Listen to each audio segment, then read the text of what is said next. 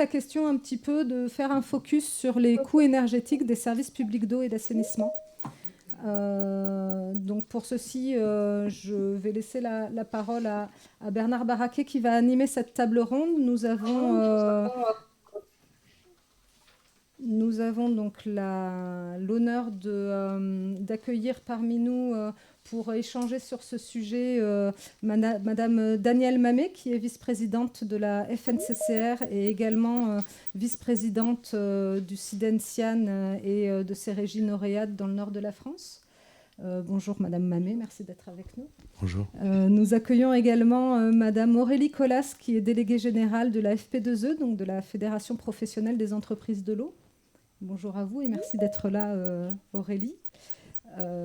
Et puis, nous accueillons à distance avec nous, pour des raisons de grève et de difficultés de transport, Monsieur Frédéric Pranchéry. Vous êtes vice-président de l'association Amorce en charge de l'eau et de l'économie circulaire. Bonjour, Monsieur Pranchéry. C'est exact. Bonjour. Bonjour à toutes et à tous. Alors moi, je suis très content qu'on ait réuni ce panel. 3 personnes, c'est très bien. On aurait pu avoir une personne de plus, mais malheureusement, c'est un peu compliqué en ce moment avec tout ce qui se passe dans le domaine de l'eau et dans le domaine de l'énergie. Et donc, il faut tout de suite dire qu'aujourd'hui, on regarde l'impact des changements dans le domaine de l'énergie sur les services d'eau et d'assainissement. Et le 9 mai, on fera l'inverse. On regardera l'impact de la gestion de l'eau et des nouvelles problématiques de gestion de l'eau sur les productions d'électricité.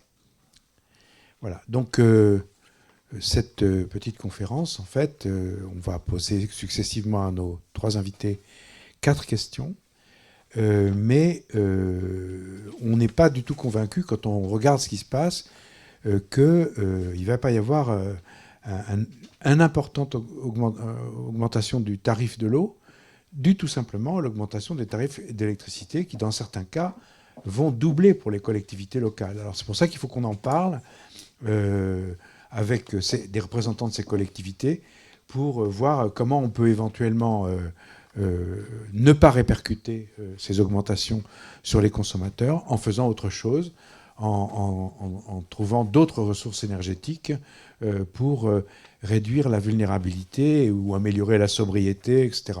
Toutes sortes de choses dont on entend beaucoup parler en ce moment, mais qui sont plus faciles à dire qu'à faire. On va voir, n'est-ce pas ? Donc, on va commencer tout de suite par la première question. Et la première question, c'est, pour les collectivités qui distribuent de l'eau ou qui gèrent des réseaux d'assainissement, quel est l'impact de la hausse du coût de l'énergie ? Bon, directement. Depuis 2022, qu'est-ce qui se passe ? Et question accessoire, quelle part ces coûts de l'énergie représentaient avant les grosses augmentations qui sont apparues après la guerre en Ukraine, mais qui, d'après beaucoup, en fait, sont dues en partie à autre chose et reviennent avant. Donc, quelle était la part de l'énergie dans la fabrication des coûts des services d'eau et en quoi ça change maintenant ? Quelles sont les augmentations ? Un mètre cube d'eau potable, aujourd'hui, en moyenne, est-ce qu'il y a une grosse augmentation ? Alors, on va commencer par Madame Mamès.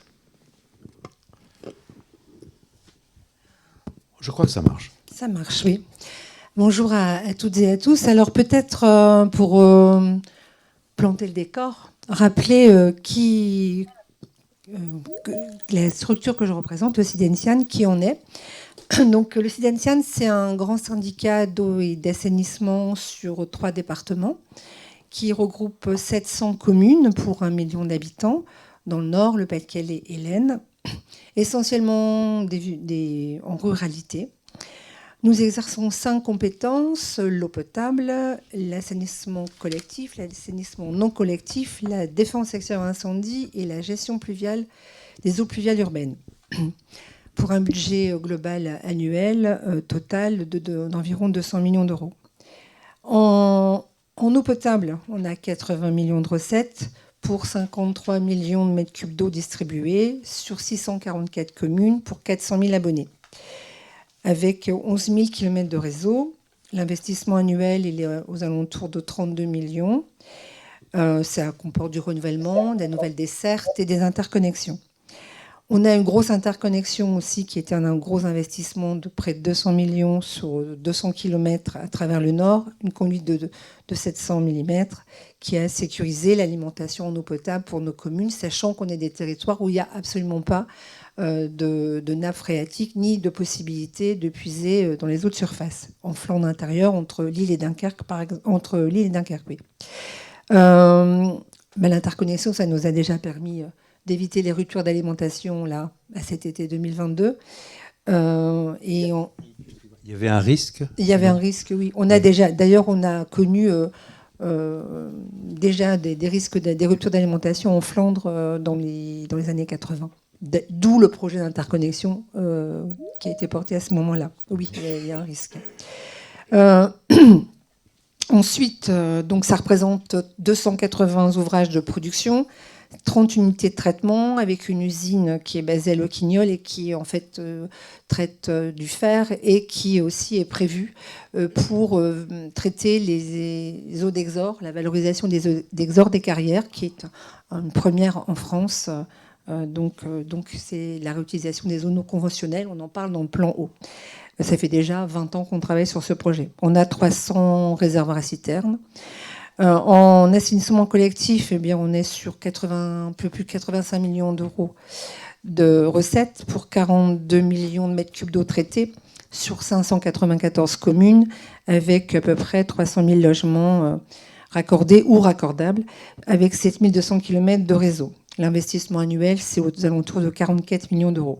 On a à peu près plus de 2500 stations de pompage qui ramènent l'eau usée à environ 300 stations d'épuration. Donc plus de la moitié sont sur des équivalents habitants de moins de 1000 ou 2000 habitants. 90% de nos stations d'épuration, c'est des steppes de moins de 10 000 habitants. On en a une qui fait un peu plus de 60 000 habitants. Donc on est vraiment un territoire très vaste et très rural. C'est important, je pense, pour la suite des débats, notamment sur les solutions en autoconsommation, etc., qui posent problème quand on est sur un territoire comme ça, extrêmement vaste et avec beaucoup d'installations, mais des petites installations. Voilà ce que je voulais dire en introduction. Après, l'impact de la facture d'énergie, elle était particulièrement brutale pour mon syndicat puisque nous adhérons à un groupement d'achat, le groupement d'achat UGAP. Et dans le groupement d'achat UGAP, on a dû donc renouveler notre marché et dans l'appel à candidature, il y avait un candidat qui s'appelait Hydroption qui a fait faillite. Et donc, ça nous a obligés à revoir nos marchés et on n'a plus eu donc de tarifs protégés. Et donc, en clair, la facture est passée de 8 millions d'euros à 18 millions d'euros et à 28 millions d'euros pour l'année 2023, entre 2021 et 2023. Donc le coût, je vais vous dire ça précisément dans mes petites notes. Le coût exact du kilowattheure était à 11 centimes d'euros hors TVA kilowattheure en 2021. Il est passé à 23 centimes en 2022 et à 38 centimes en 2023. Donc c'est dire que la hausse du coût d'énergie a été extrêmement impactante sur notre tarif et notre débat d'orientation budgétaire et aussi sur notre politique d'investissement. Je crois que j'en reparlerai après. Oui, mais ça se répartit. Vous pouvez dire comment ça se répartit entre les usines d'eau potable et les usines d'épuration des eaux usées ? Alors, oui, non, je peux vous dire. Donc, en fait, pour l'eau potable, le coût en électricité était de 8 centimes. Pour l'eau en assainissement, l'eau traitée, c'était 12 centimes en 2021. C'est passé à 24 centimes en 2023 pour l'eau. Et c'est passé à 39 centimes par mètre cube d'eau épurée en 2023. Donc on passe sur la répartition, quand on regarde sur le montant, le prix de l'eau. En 2021, on avait à peu près, alors là, ça a augmenté de 40% en fait. Oui, disons, c'est quand même assez important. C'est important, oui. C'est très important, c'est très impactant. Bon. Eh bien, on va demander à M. Pronchéry de donner son point de vue sur la même question. Oui, bonjour à toutes et à tous. Donc, Frédéric Ponchéry, vice-président d'Amorce et également maire de Belleville en Beaujolais. Donc, je vous donne déjà quelques chiffres parce que ce qui est intéressant avec Amorce, c'est qu'on a une très bonne représentation auprès des adhérents et une partie des chiffres que je vais vous donner correspondent à quasiment, après retour des enquêtes, à la moitié de la population française qui est concernée. Donc, les services publics d'eau et d'assainissement sont le 4e poste de consommation énergétique des collectivités locales. On consomme 2 fois plus d'énergie par habitant dans les services d'assainissement collectif par rapport à l'alimentation en eau potable. C'est en moyenne 33 kWh par habitant pour l'eau potable et 65 kWh par habitant pour l'assainissement. L'ordre de grandeur du poids de l'énergie dans les charges de fonctionnement des services publics d'eau et d'assainissement est de l'ordre de 20%. On a, suite à ce sondage, calculé les prix moyens 2021, hein, qui était facile à faire, les prix moyens 2022 et les prix moyens 2023, bien sûr, à partir d'estimatifs. Et on s'aperçoit que, alors c'est une enquête bien sûr qui a été faite auprès des services eau et déchets en France, donc elle est un petit peu plus large que le domaine de l'eau, mais par exemple le delta de hausse moyenne constaté sur l'électricité c'est 174% et sur le gaz 251%. Donc on voit avec les estimations 2023 l'explosion du coût de l'énergie dans le domaine de l'eau, alors même si là, c'est un retour d'enquête où il y avait aussi les déchets. Pour ma part, sur mon territoire, à Belleville-en-Beaujolais, on a une station d'épuration qui est une 26 000 équivalents habitants et on a un réseau donc, qui est en prestation de service et sur l'eau potable, on est en délégation de service public. Et donc, la part d'énergie est de 27% sur la station d'épuration et elle est de 9% sur le réseau d'assainissement de Belleville. Si je compare, on a un syndicat des eaux sur notre communauté de communes, alors qui ne comprend pas toutes les communes, mais qui comprend 15 communes. C'est un syndicat d'eau, puisque là, je vous ai donné des chiffres sur l'assainissement pour Belleville-en-Beaujolais. La part d'énergie correspond à 11%. Donc en moyenne, sur les réseaux, c'est environ 10% sur mon territoire et la part assainissement, elle est, ne serait-ce que sur la station d'épuration, quasiment à 30%, mais avec des chiffres 2021, c'est là où je les corrige un petit peu, puisque nous, en prestation de service ou en délégation de service public, on n'a pas les chiffres réels en temps réel, en tout cas. Et donc, on s'attend à des hausses de l'ordre de celles qui ont été calculées nationalement par Amorce en 2023.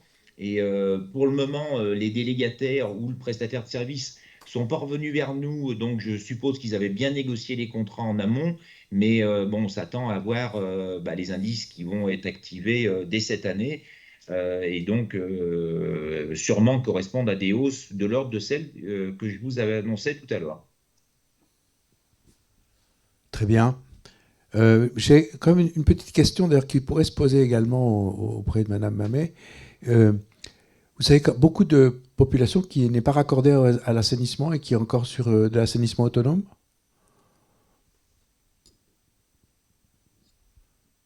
Est-ce qu'il m'entend?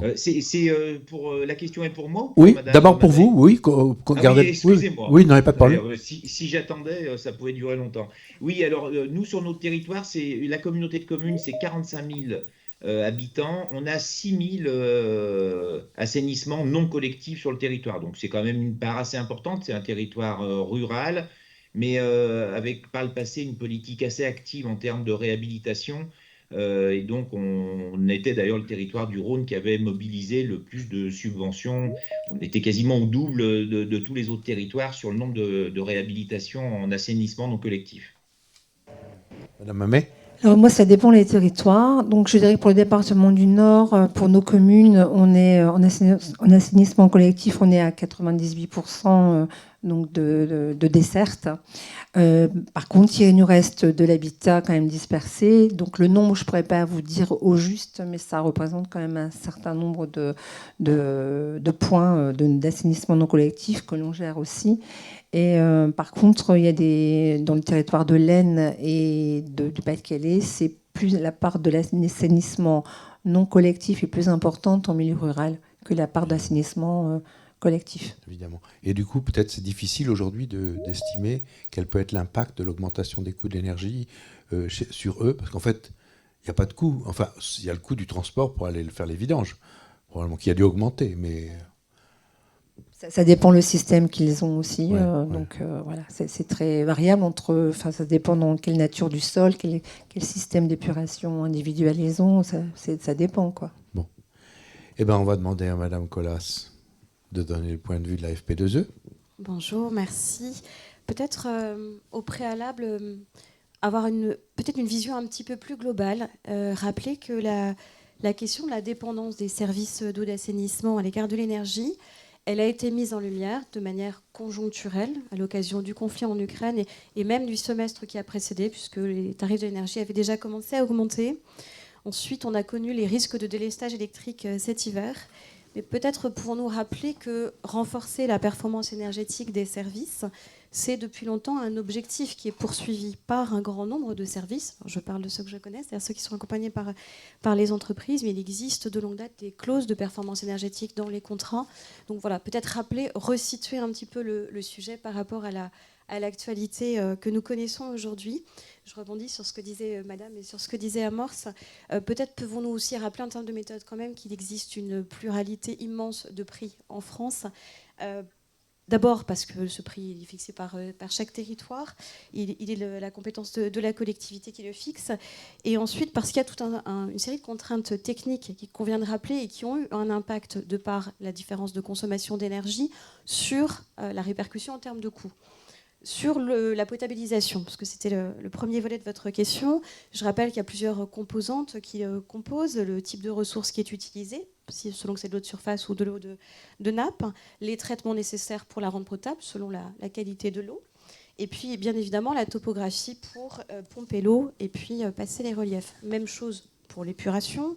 Il y a évidemment l'impact de la topographie, il y a également l'impact du niveau de traitement qui est choisi en fonction du lieu de rejet de l'eau épurée, que ce soit dans la mer ou dans la rivière, et également en fonction d'un traitement nécessaire éventuel qui peut avoir lieu. Je pense par exemple à la réutilisation des eaux usées traitées. Donc peut-être rappeler cette pluralité cette pluralité qui conduit à une très grande diversité de l'impact qu'a pu avoir le coût de l'électricité, l'augmentation du coût de l'électricité sur l'eau. Ce que l'on sait aussi, c'est que avant la crise en Ukraine, avant ces tensions sur l'énergie, les dépenses, ça a été dit tout à l'heure, les dépenses des services d'eau d'assainissement, c'est à peu près 8% des dépenses des collectivités. Nous, ce que l'on a pu observer, c'est effectivement, selon les territoires, encore une fois, nous couvrons un champ extrêmement vaste de territoires qui vont des grandes agglomérations jusqu'à des collectivités très, très isolées, très rurales. On peut avoir effectivement des évolutions du simple au double. Peut-être pouvons-nous également rappeler qu'il y a eu malgré tout dans cette période des amortisseurs qui ont permis de limiter ces augmentations très fortes. Il y a un écho. De limiter ces augmentations très fortes sur le coût, sur la répercussion sur l'eau. D'abord, des possibilités de mutualisation des équipements, des politiques d'achat de l'énergie, on en a parlé tout à l'heure. Je rappelle également que les services d'eau et d'assainissement peuvent bénéficier pour une partie de leurs achats d'électricité de l'accès réglementé à l'énergie nucléaire, donc avec des tarifs qui sont beaucoup moins élevés, ce qui a permis d'amortir l'effet direct, j'allais dire l'effet domino sur les prix. Et puis, je rappelle également, je ne crois pas que ça a été dit, qu'à ces coûts directs sont venus s'ajouter un certain nombre de coûts indirects qui sont les coûts des réactifs chimiques. Donc, vous savez qu'ils ont beaucoup augmenté, chlore, etc. Et que par ailleurs, ce sont des coûts de production pour ces produits qui sont particulièrement énergivores. Donc, j'allais dire que ça a été un double effet négatif sur le prix des réactifs, puisque ce sont des traitements qui ont besoin de beaucoup d'énergie. Voilà une réponse un petit peu globale, peut-être plus générale, pour couvrir la question. D'accord. Très bien. Oui, je peux juste rebondir. Je suis d'accord avec vous en fait que c'est extrêmement variable selon en fait que l'on puise l'eau donc en eau de surface ou en eau souterraine. En France, on est sur 34% des services qui sont en eau de surface et 66% qui sont en eau souterraine. Et selon les technologies, etc., les coûts d'énergie sont pas du tout les mêmes. Les postes sont plus ou moins énergivores, quoi. Voilà, il y a aussi bien dans l'eau potable que dans l'eau usée. On va passer maintenant à la deuxième question. Alors, par rapport à cette crise, qu'est-ce que vous avez fait les uns et les autres? Quelles mesures de sobriété, par exemple, énergétique, qu'est-ce qu'on peut faire, quoi, pour réduire cette vulnérabilité? Cet hiver, le gouvernement avait listé les services non soumis à d'éventuels délestages électriques. Et les services publics d'assainissement n'y figuraient pas, ce qui est quand même un peu étrange. Mais peut-être que c'était fait dans l'urgence et que de toute façon, on n'aurait pas coupé l'électricité au service. Mais en tout cas, quels efforts de sobriété? Qu'est-ce qui se passe? Qu'est-ce que vous faites actuellement en réaction à ça? Madame Hamé. Alors, en ce qui concerne donc le syndicat du SIDENSIAN et ses régies, d'abord, on n'a pas attendu qu'il y ait l'augmentation du coût de l'énergie pour essayer de rendre les services les plus performants et donc de travailler sur les pistes d'amélioration des consommations et faire baisser nos consommations, notamment en optimisant les temps d'aération dans les stations d'épuration. C'est aussi des réflexions sur les process engagés, sur nos bâtiments qui soient moins énergivores, avec des techniques aussi qu'on peut utiliser d'énergie renouvelable sur nos bâtiments administratifs.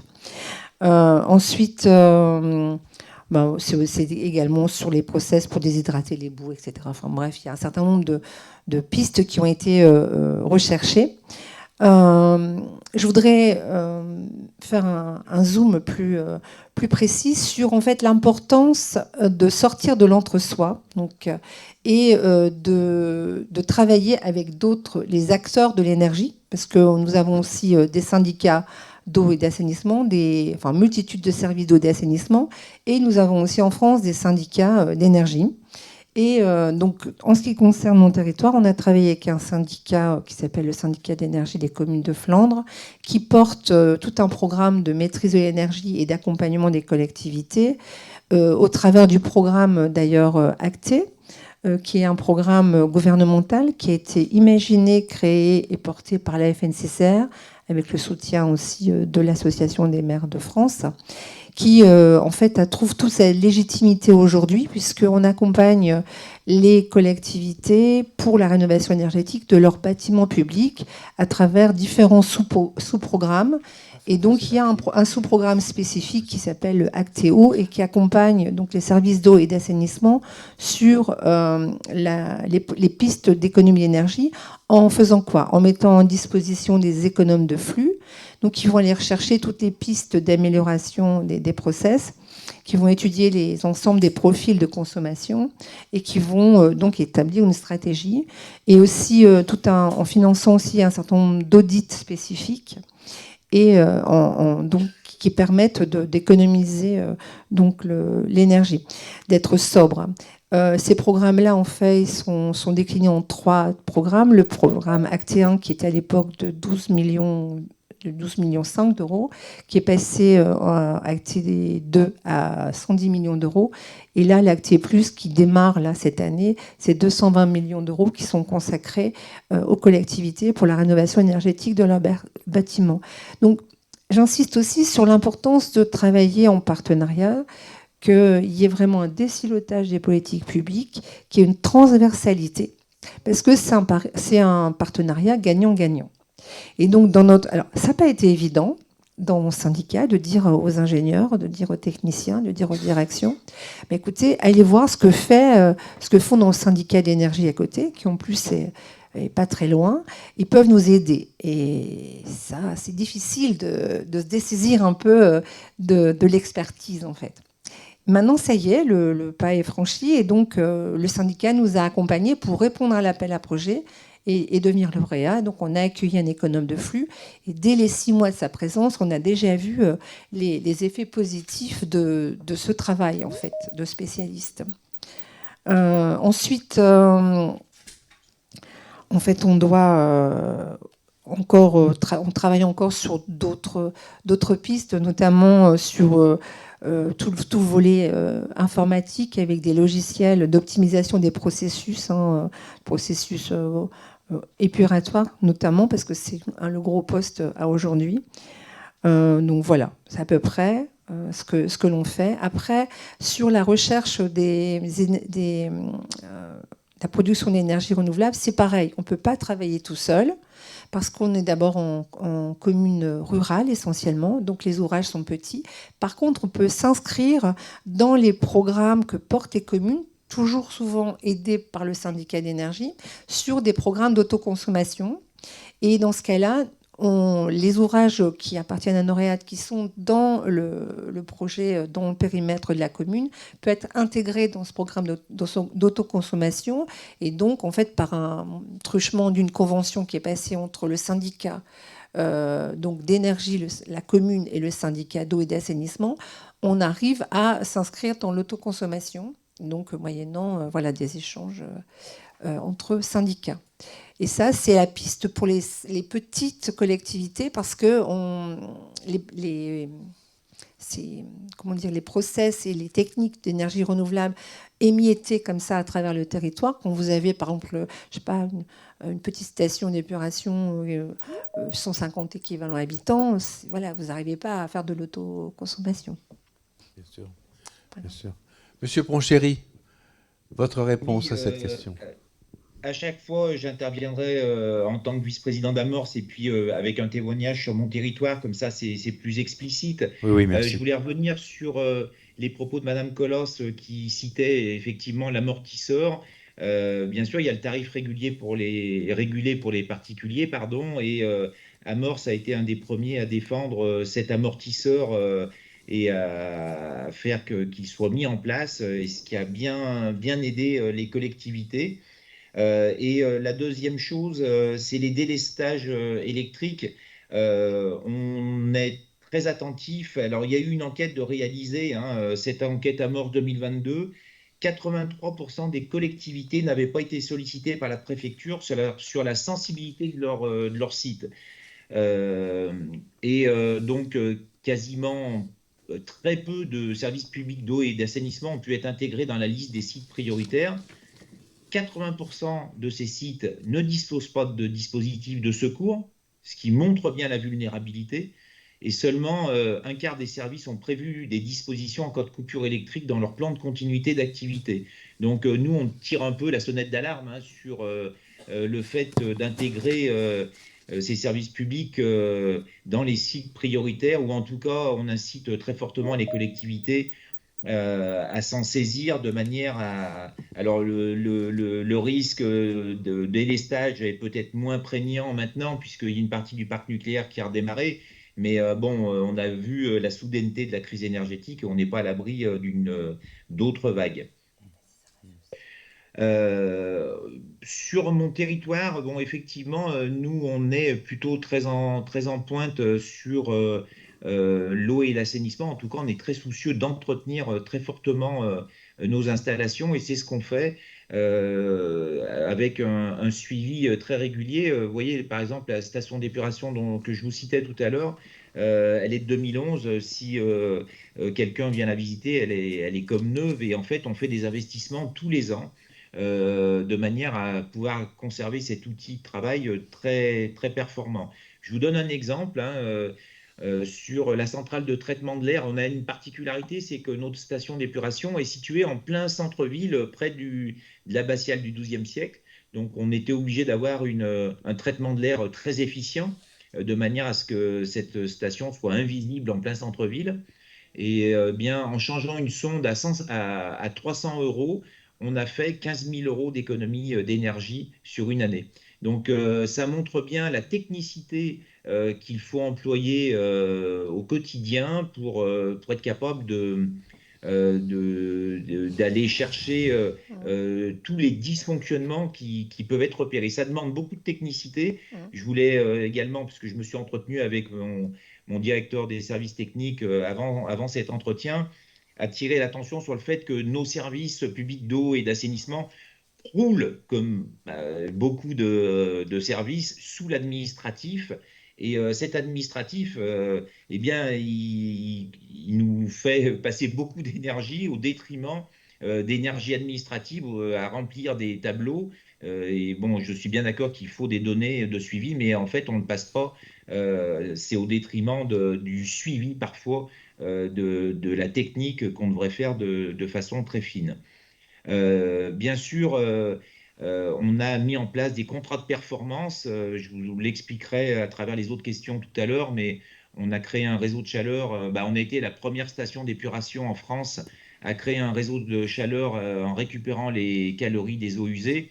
Et donc, on exploite et on gère nous-mêmes ce réseau, mais on a mis en place un contrat de performance avec la société de maintenance, de manière à justement engager les deux parties de façon à optimiser toujours le suivi technologique de nos installations qui sont parfois un peu complexes. Très bien. On va y revenir d'ailleurs à la fin de la session. Madame Mamet, j'ai oublié de vous poser une question. Vous avez parlé de programme acté. Qu'est-ce que ça veut dire? Il y a un acronyme qu'on peut dérouler pour comprendre? Ou Alors, vous savez en pas? fait, oui, c'est un programme donc, pour la récupération des C2E. Oui. Donc, je ne peux pas vous dire exactement ce que représente chaque lettre, mais c'est vraiment un programme de récupération des C2E. C'est un programme qui a été vraiment imaginé et créé par une équipe de la FNCCR, qui ensuite a été valorisé en programme gouvernemental. Et donc, on a vraiment tout un panel de sous-programmes. Alors, c'est général sur la rénovation énergétique des bâtiments. Et après, on a tous des sous-programmes pour les types de bâtiments. Donc, par exemple, on a un programme sur les écoles, on a un programme sur les bâtiments culturels, sur les piscines, il y a aussi sur l'éclairage public, il y a aussi... sur le séquoia. Alors, tous les sous-programmes sont déclinés sous le nom d'un arbre. Donc, par exemple, le programme sur les services d'eau d'assainissement, c'est Séquoia 3.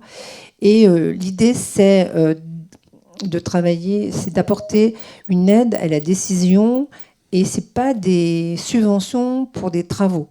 Donc, c'est vraiment dans du fonctionnement. C'est des financements donc, de postes d'économes de flux.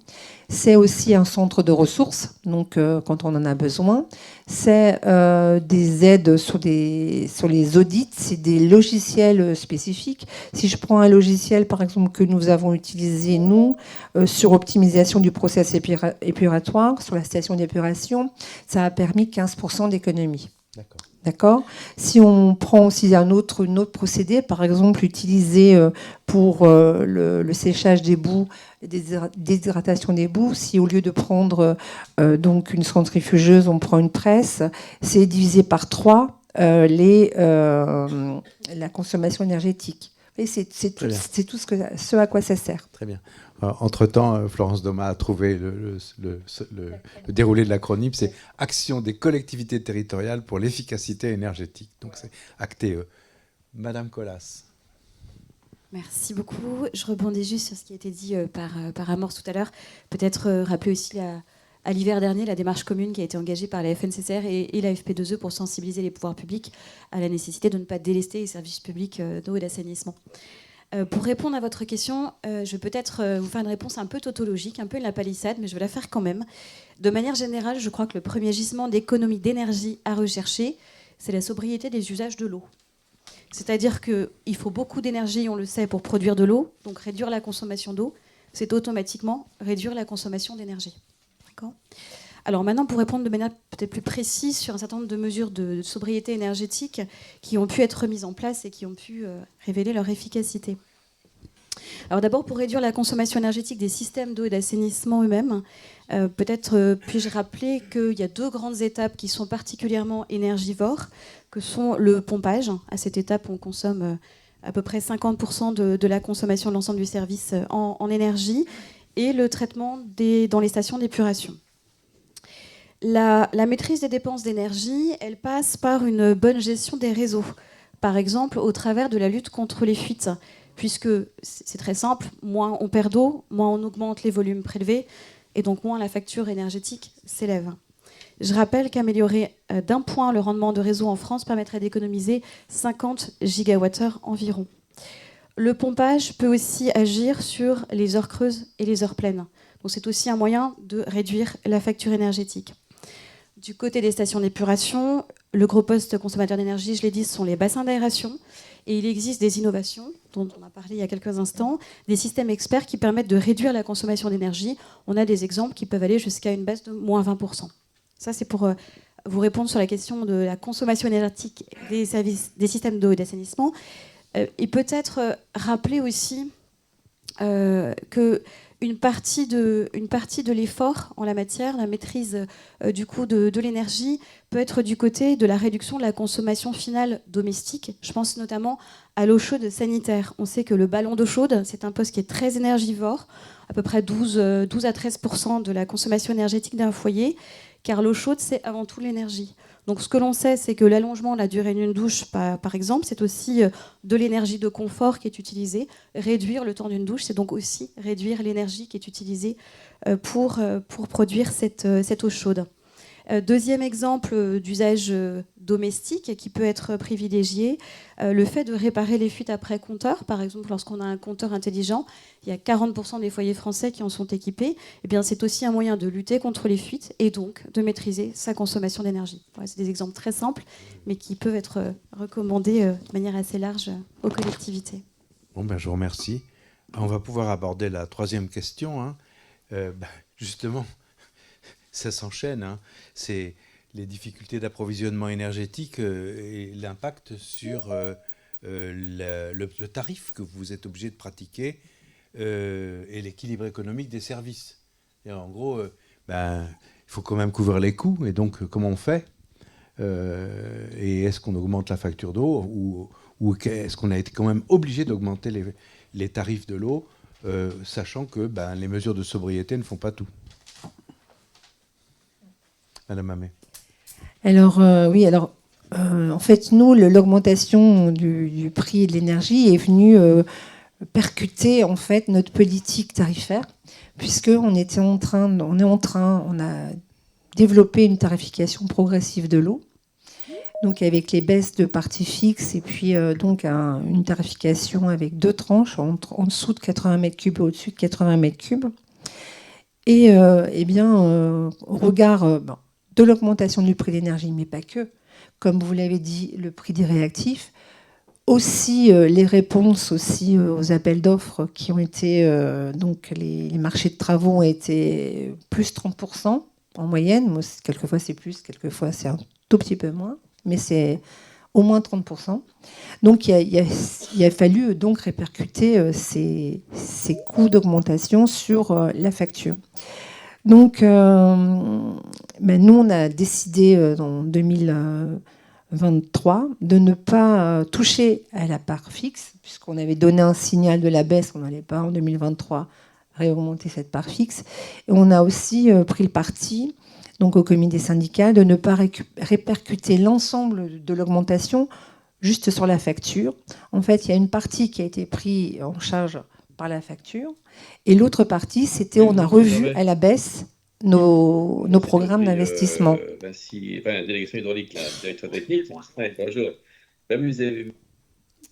Excusez-moi, il y a un micro qui marche là. Monsieur Pranchéry, peut-être, non ? Je ne sais pas, peut-être. Excusez-moi, Madame Mamet, on vous a coupé. C'est pas grave. Non, mais donc, oui. Voilà. Donc, c'est Amorce qui m'empêche de parler. Donc, on a un prix qui était à 1,38 € hors taxe du mètre cube et plus de 80 mètres cubes, il est à 1,55 €. Donc, ça a quand même été impactant. Donc Attendez, ça, vous l'avez fait quand, ça ? Avant ? Alors, on avait mis notre facture d'eau tarification en 2022. Ouais. Et en 2023, on a dû augmenter très significativement notre tarif de l'eau, puisque les variations pour les 2 ans, pour une facture annuelle de 60 mètres cubes, eh bien, ça va être en 3,8%. pour la facture annuelle, si on est à 80 mètres cubes, ça va être plus 6,6%. Si on est sur 120 mètres cubes, c'est plus 11,6%. Et pour la facture annuelle de 200 mètres cubes, c'est plus 16,4%. Ça, c'est quand on est avec un usage énoréal qui est en eau, avec aussi la part assainissement collectif, sur les deux compétences. Quand il est eau et assainissement non collectif, sur la facture annuelle de 60 mètres cubes, il a moins 0,1%. Par rapport sur les 2 ans. Hein. Et sur la facture de 80 mètres cubes, il est à plus 1,4%. Pour la facture annuelle de 120 mètres cubes, il est à plus 6,4%. Et pour la facture annuelle de 200 mètres cubes, il est à plus 11,8%. Donc on voit que l'inflation 2022 avait été estimée à 6,2%. En 2023 à 4,2 et 2023-2021, en fait, on est à plus 10% en moyenne de l'augmentation du prix. Par contre, à côté de ça, on a décidé de lisser notre programme d'investissement et de le faire glisser sur 2 années supplémentaires. Ce qui a donné qu'aujourd'hui, au lieu de passer sur 37 millions d'euros d'investissement par an en eau potable, on est passé plutôt à 32 millions d'euros et en assainissement de 40 millions d'euros à 35 millions d'euros. Ça pose problème parce que l'actualité nous montre qu'il y aura des gros investissements à faire. Aussi bien quand on regarde sur les enjeux sur la qualité de l'eau que sur les efforts à faire aussi sur la réduction des consommations, etc. Donc on a vraiment et de lutter, de s'adapter au changement climatique. Il y a des enjeux devant nous. Il y a les révisions de la directive eau potable les décrets sortent. Il y a la directive sur l'eau résiduelle urbaine qui est en cours de révision, qui annonce aussi donc des obligations donc en termes de déversement qui passeraient de 5% à 1%, des obligations sur l'autosuffisance énergétique, etc., à horizon 2040, qui laisse penser qu'il y aura de gros investissements à faire. Et en termes de renouvellement de réseau aussi, il y a aussi beaucoup de travail à faire, lutter contre les fuites, etc. Et donc, on est à un moment de l'histoire où le prix de l'eau est au cœur des discussions donc dans nos comités syndicaux et dans toutes nos instances. Oui, mais du coup, je me demande s'il n'y a pas un paradoxe, c'est-à-dire de vouloir baisser la partie fixe alors qu'on a des investissements à faire. C'est quand même un peu paradoxal, parce qu'il faudrait quand même arriver à couvrir ça. Il me semble qu'on soit trop dépendant des variations de la consommation qui sont attendues avec le nouveau tarif. Maintenant, elles ne se produiront peut-être pas non plus. Alors, si on veut une tarification éco-responsable et la plus juste possible, si on a des parts fixes trop importantes, on pénalise quand même ceux qui sont économes en eau. Donc, si on veut que les gens soient plus économes en eau, il faut quand même que l'on donne un signal donc significatif pour la baisse de la facture, quoi. Donc, c'est pour ça qu'il vaut mieux augmenter la barre. Si on veut être un levier pour les économies d'eau, c'est vraiment augmenter la part variable, quoi. Très bien. Monsieur Ponchéry, vous nous entendez ? Oui, très bien. Et c'est pas moi qui parlais dans le micro tout à l'heure, j'avais tout coupé. Excusez-nous, mais on cherchait des coupables. Non, mais non, en effet, Amorce n'était pour rien. Il faut pas le chier. Il faut regarder dans le tableau. On vous en fait crédit. Alors, allez-y. Il n'y a pas de souci. Allez-y. Il n'y a pas de souci. Nous, on a, alors sur Belleville en Beaujolais, on a également. Alors, curieusement, on n'avait pas de part fixe, ce qui est pour moi une erreur. Donc, on a créé une part fixe à 4 € qui est pas énorme, mais bon, c'est un début. Et puis, on a instauré 5 centimes supplémentaires sur la part de fonctionnement de la station d'épuration, qui représente le gros coût des consommations énergétiques. On a une particularité sur Belleville en Beaujolais, c'est qu'on a deux tarifs de l'eau pour les habitants, puisque Belleville en Beaujolais est la réunion de Belleville et de Saint-Jean-d'Ardière, et donc Saint-Jean-d'Ardière est dans un syndicat le syndicat des eaux du Val d'Ardière et Belleville a ses propres puits. Et donc, on a quasiment le prix de l'eau à Belleville est aux alentours de 4,60 et à Saint-Jean, il est presque il est à plus de 6,80. Donc, en fait, c'est une incongruité que les habitants ne comprennent pas trop, puisque d'un côté d'une rue, ils peuvent payer presque 2 tiers, enfin un gros tiers de moins que son voisin. Donc on est assez prudent sur les hausses concernant l'eau et l'assainissement, ce qui n'empêche que personnellement, je pense que on a beaucoup focalisé par le passé sur le prix de l'eau, il fallait presque le maintenir très très bas. Je suis une des personnes qui pensent qu'au contraire, l'eau en France n'est pas assez chère, mais je pourrais avoir le même discours sur les énergies, c'est-à-dire que pendant des années, des décennies, on a fait croire, alors c'est une opinion très personnelle, hein, là je pourrais la partager avec plusieurs personnes d'Amorce, mais là je m'exprime en tant que maire de Belleville en Beaujolais. Je pense qu'on a fait croire que tout était inépuisable et en plus pas cher. Et je pense que c'est une hérésie, pour reprendre les termes de mon collègue d'Amorce. En fait, on s'aperçoit que rien n'est inépuisable et que ce soit l'énergie ou l'eau, dont on dit que l'eau c'est la vie, eh bien ça a une valeur, et cette valeur, je rejoins tout à fait les autres intervenants, et notamment Madame Colos, c'est d'abord la sobriété, parce qu'on ne doit plus gaspiller.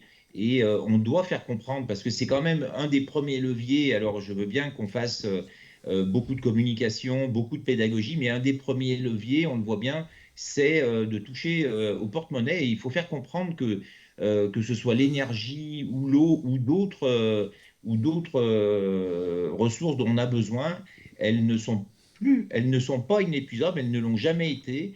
Et il va falloir s'en préoccuper extrêmement sérieusement. Parce que, bon, nous, on parle dans nos pays où on a encore un certain confort. On imagine bien que cette question, par exemple, de l'eau, elle a un autre poids, par exemple, au Moyen-Orient ou dans d'autres régions du monde. Alors, je vais prolonger la question parce que vous m'avez presque tendu la perche en disant que le prix de l'eau à Belleville n'était pas du tout le même que dans les autres communes de la communauté de communes, parce qu'elles sont sur un autre syndicat. Est-ce qu'à moyen terme, le changement d'échelle de gestion de services publics d'eau et d'assainissement par regroupement, tel d'ailleurs que c'est encouragé par les différents textes et résisté par le Sénat, on l'a vu récemment, est-ce qu'à moyen terme, ça peut conduire en fait à des économies d'échelle et à limiter l'impact des augmentations de coûts énergétiques sur les factures d'eau ou pas? Alors là, je vous pose la question plutôt en tant qu'Amorce plutôt qu'en tant que Belleville. Vous avez peut-être des données là-dessus sur l'évolution des tarifs en fonction des regroupements. Non, honnêtement, on n'a pas de données précises sur ces projections. Il est évident qu'avec le renchérissement de ces coûts, les collectivités vont être de plus en plus amenées à avoir une gestion extrêmement rigoureuse.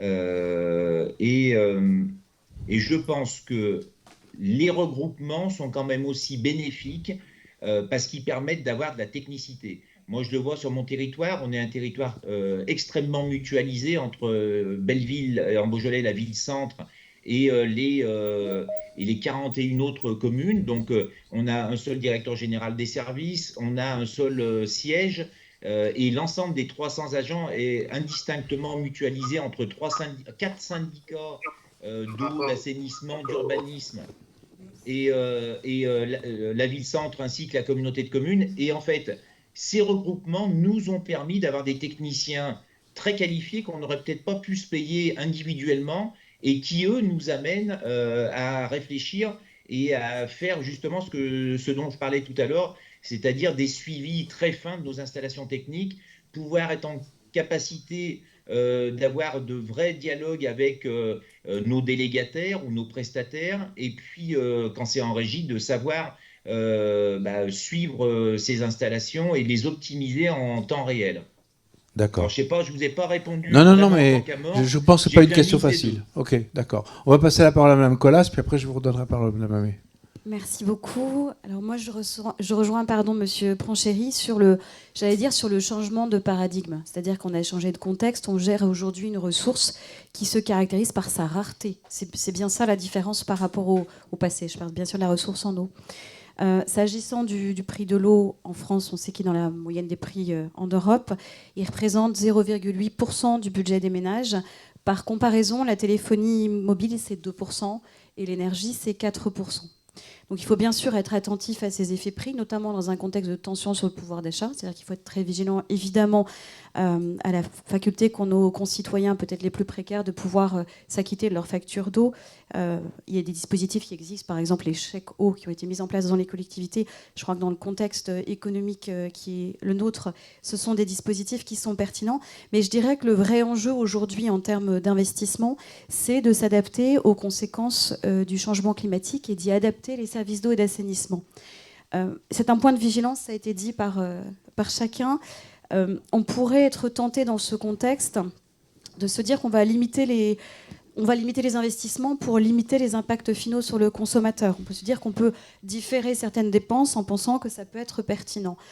Notre conviction, c'est que les services d'eau et d'assainissement en France, ils souffrent déjà d'un sous-investissement chronique et qu'ils ont besoin de ces investissements d'avenir pour précisément faire face à ces crises conjoncturelles qu'ils risquent de traverser à répétition, puisqu'on sait qu'aujourd'hui, on est dans des cycles courts. Alors, je donne quelques exemples. Vous savez qu'aujourd'hui, on investit à peu près 6 milliards et demi par an dans les services d'eau et d'assainissement. On sait qu'il manque à peu près 3 milliards d'euros par an pour adapter les services à ce changement climatique. Alors, ça passe par quoi, par exemple ? Ça passe par le renouvellement des réseaux. On sait qu'aujourd'hui, on a un taux de renouvellement en France qui est de 0,65% et qu'il faudrait passer à 1,5%. Or, ce que l'on sait, c'est que dans le contexte de stress hydrique qui est plus présent aujourd'hui qu'hier et qui risque d'être encore plus présent et fréquent à l'avenir, la recherche de fuite, elle est nécessaire et elle nécessitera un rattrapage important. Donc, je crois que pour répondre à cette question de manière plus précise, il faudrait vraiment rappeler que l'enjeu aujourd'hui, c'est le changement climatique qui vient télescoper nos modèles économiques, qui vient télescoper le fonctionnement des services d'eau et d'assainissement et qu'il faut continuer à investir pour apporter des solutions qui seront des solutions de moyen terme et de long terme, sans quoi on risque de subir plutôt que de prévenir. Oui, je le dirais autrement, ça accroît l'effet de ciseau. C'est-à-dire, en gros, vous poussez les gens à économiser de l'eau, consommer moins d'eau, et en même temps, il faut que vous investissiez plus. Or, c'est la facture d'eau qui finance, pour l'essentiel, non ? Et elle ne finance pas que ça, oui. Ouais. Et la facture d'eau ne finance pas que l'eau. Oui, elle finance aussi certaines retenues de substitution. Thierry en parlerait très bien. Très bien. Non, on n'aborde pas les sujets qui fâchent aujourd'hui. Hein. Bon. Madame Amé, vous vouliez ajouter quelque chose ? Alors, je serais un petit peu plus nuancée. Moi, je dirais que selon la taille des services, les investissements sont pas effectivement, sont pas toujours au rendez-vous. Donc, voilà. C'est pour ça que moi, je voulais rappeler les chiffres d'investissement concernant mon syndicat qui sont quand même conséquents. Et donc, on a déjà, voilà, on est sur un volume intéressant. Je vous rejoins par contre sur le renouvellement des réseaux. Nous, on avait une stratégie d'abord de sécurisation de l'alimentation, et donc on avait privilégié les interconnexions. Et puis, donc, on avait un suivi de notre... On a une technicité, forcément, sur le suivi de l'état du réseau qui permettait d'agir très vite en cas de problème, de fuite, lorsqu'on a un SIG, on a un SIG interactif, etc. Et maintenant, on se rend compte que on doit vraiment mettre l'effort sur le renouvellement de réseau. On n'est pas à 1%, même si on y approche. Et parce qu'en fait, ça, c'est aussi c'est gagnant-gagnant. Alors, c'est gagnant pour l'eau, c'est gagnant aussi pour l'énergie, puisque on fait, si on gagne 1 point de rendement de réseau, à l'échelle nationale, c'est, je pense que c'est 30 giga-mégawattheures que l'on peut, que l'on peut économiser. Donc, c'est énorme quand même. Voilà, on se rend compte. Mais bon, ça, les choses sont difficiles. Et puis, ouais, c'est à peu près ce que je voulais dire là-dessus, sur le prix. Très bien. Après, je partage aussi ce que disait mon collègue sur le prix juste de l'eau. C'est pas le prix le plus bas, quoi. Ouais. C'est le meilleur prix pour le meilleur service. Niveau de service et de l'eau. D'accord. Bon, alors on va passer à la dernière question, qui est finalement les solutions qu'on va adopter ici et là pour garantir une meilleure autonomie énergétique. Voilà, quels exemples vous pouvez donner de ce qui se fait, y compris d'ailleurs quelque chose qui n'apparaît pas là dans la question. Je me suis posé la question au fond de plus grande mutualisation de la gestion des infrastructures. Le fait que je suppose que dans le Nord, vous gérez toutes les usines d'eau potable, peut-être pas toutes. Il y en a qui restent dans les mains de vos communes membres. Ah non, non. Alors, non. Pour nos communes, oui, on gère tout, oui. On gère tout. Oui. Et pour les stations d'épuration aussi. Oui. D'accord.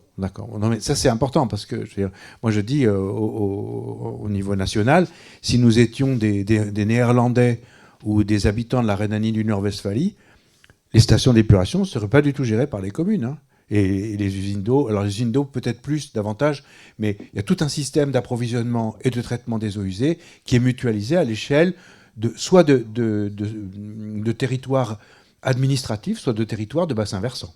D'accord ? Alors maintenant, qu'est-ce qu'on fait pour améliorer l'autonomie des services publics d'eau et d'assainissement par rapport au risque énergétique ?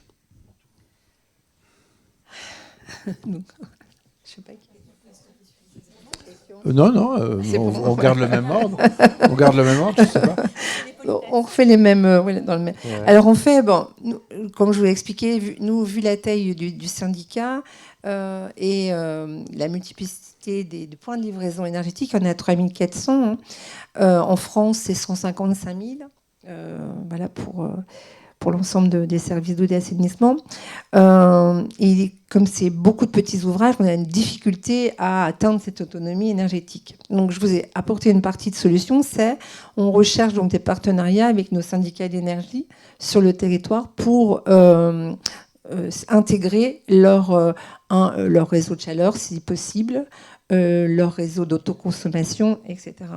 Après, on a donc aussi travailler sur la possibilité d'installation de panneaux photovoltaïques, sur la cométhanisation des boues, si la législation le permet, c'est pas encore trop possible. On a une usine donc, qui traite les effluents de Coca-Cola à Sox. Et donc là, on est sur la méthanisation, mais en fait, l'énergie produite, elle sert à l'usine. Elle ne sert pas pour nos installations, quoi. Et en plus, elles sont tellement disséminées qu'il est difficile de créer un réseau pour l'ensemble de nos installations. Vous dire c'est Coca-Cola qui a payé l'investissement pour la méthanisation, donc il récupère c'était une mutualisation. Ouais. Voilà. Ouais. Une mutualisation. Et nous, on a la gestion de cette usine. Et ensuite, on est sur les pistes, donc sur tout ce qui est la réutilisation des eaux usées traitées, sur la valorisation de la chaleur, etc. etc.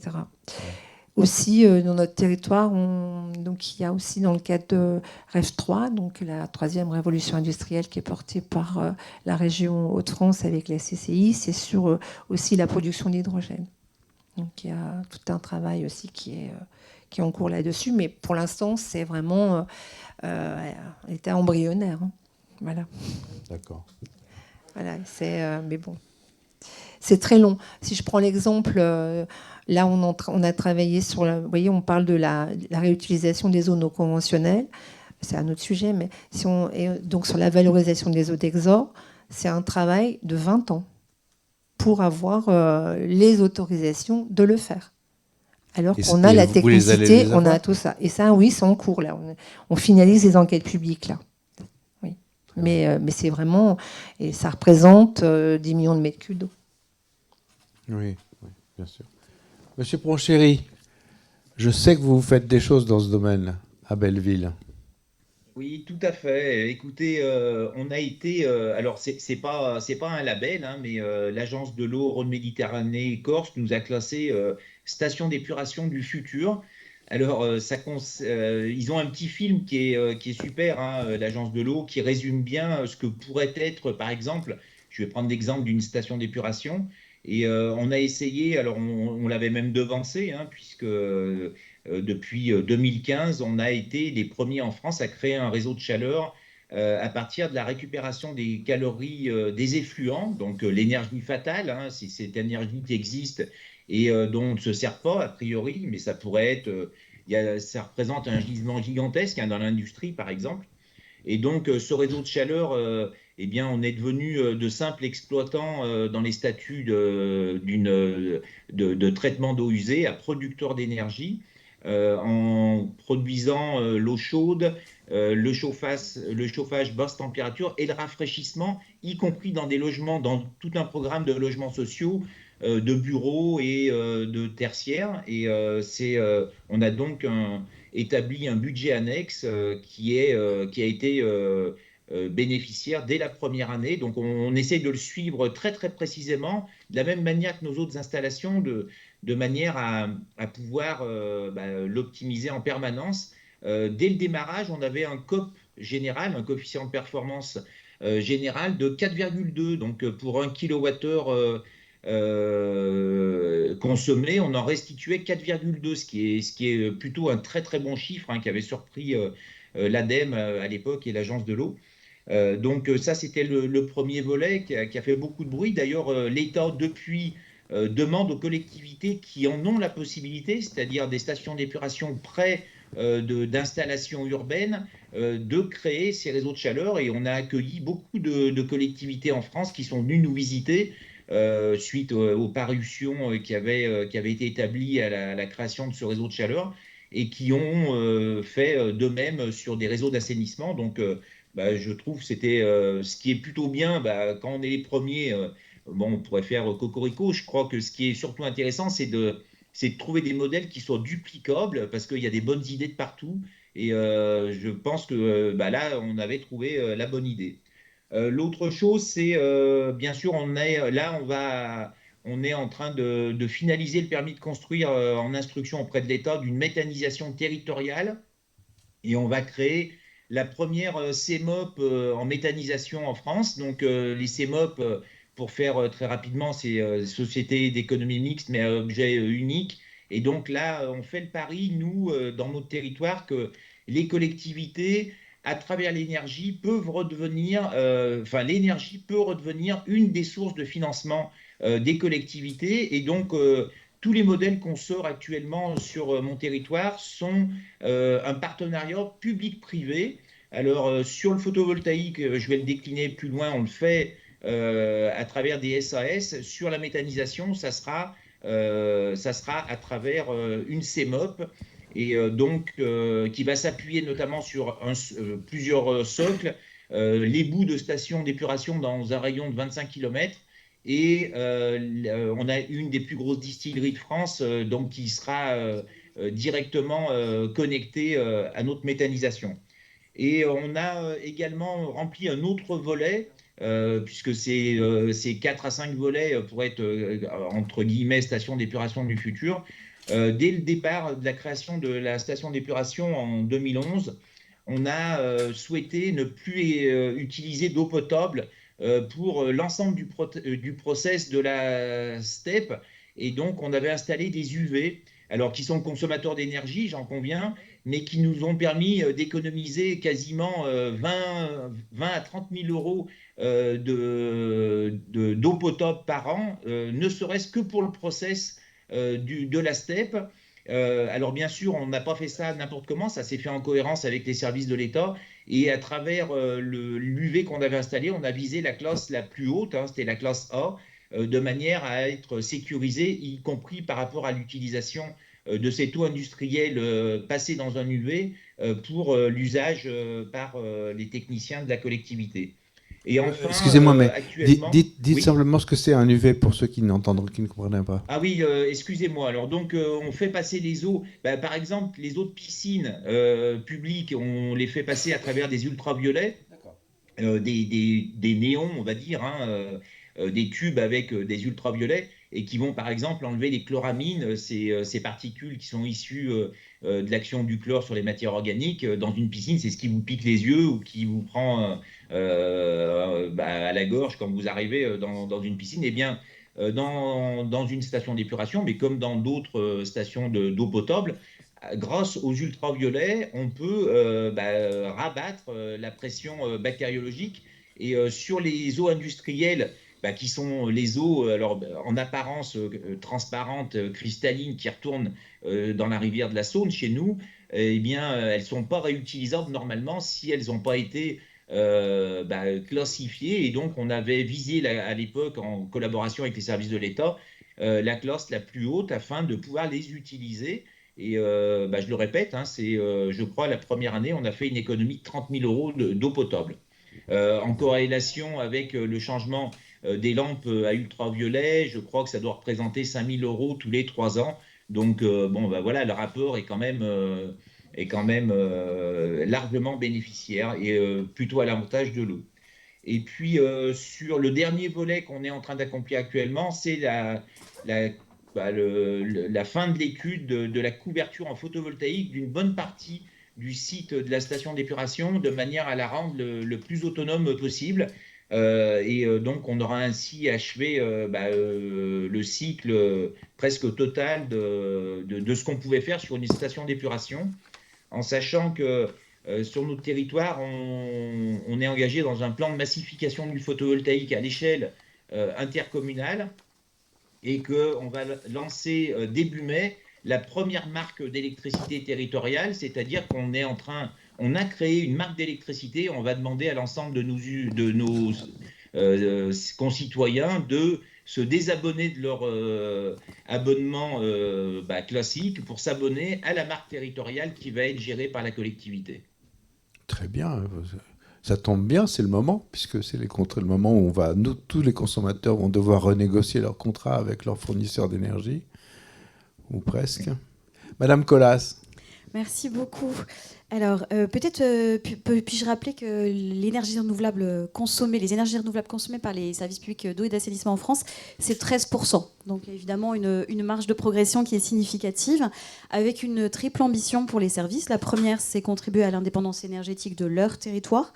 La deuxième, c'est contribuer à la réduction des émissions de gaz à effet de serre. Je vous rappelle l'engagement de la France en la matière à réduire ses émissions carbone de 40% d'ici 2030 et d'atteindre la neutralité d'ici 2050. Et puis contribuer à leur propre équilibre financier. Pour cela, il y a un certain nombre de pistes qui ont été présentées, qui consistent d'une part à renforcer la consommation responsable, donc un recours accru aux énergies renouvelables, le solaire, la récupération de chaleur fatale, etc. Produire également des énergies vertes à partir du traitement des eaux usées. Nous croyons beaucoup au déploiement de stations d'épuration ressources pour les territoires. C'est-à-dire que c'est vraiment un modèle d'avenir pour développer les énergies vertes à l'échelle de la station d'épuration. Et puis c'est aussi une source, je l'ai dit, une source de recettes pour renforcer l'équilibre financier des services d'eau d'assainissement. Et puis si nous parvenons à assouplir la réglementation française en matière de cométhanisation, ça peut être aussi un débouché pour les agriculteurs. Alors, je vais vous donner peut-être quelques exemples concrets dans des zones géographiques un petit peu différentes, parce que souvent, on nous pose la question de savoir s'il y a vraiment un effet volume. Alors, les différents exemples qui viennent de nous être donnés sont très significatifs. Et la réponse est oui, il y a un vrai effet volume lorsqu'on déploie ces solutions vertes. Je vous donne un exemple à Aubenas, en Ardèche. C'est une délégation de la SOR. On est sur une station d'épuration de 39 000 équivalents habitants. Et dans cette station d'épuration, on a déployé un procédé d'épuration du biogaz qui produit et injecte environ 2 millions de kWh par an dans le réseau GRDF. Donc, vous voyez qu'on est bien sur des volumes, sur un impact très significatif. Deuxième exemple, à Dijon Métropole, c'est la Sogedo. Il y a un projet en cours de réalisation d'une unité de traitement de biogaz pour réinjecter environ 10 gigawattheures de biométhane par an sur le réseau public. Ça représente l'équivalent des besoins annuels en chauffage et en eau chaude sanitaire de 4200 foyers.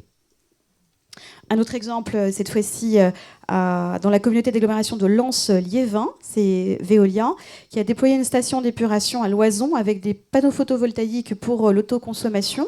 Je vous donne un exemple sur le seul mois d'août 2022. Ils ont produit 32 000 kWh, soit 14% de la consommation, qui ont alimenté la nouvelle unité de traitement des eaux usées traitées, qui produira de l'eau usée traitée pour divers usages, notamment de l'arrosage des espaces verts.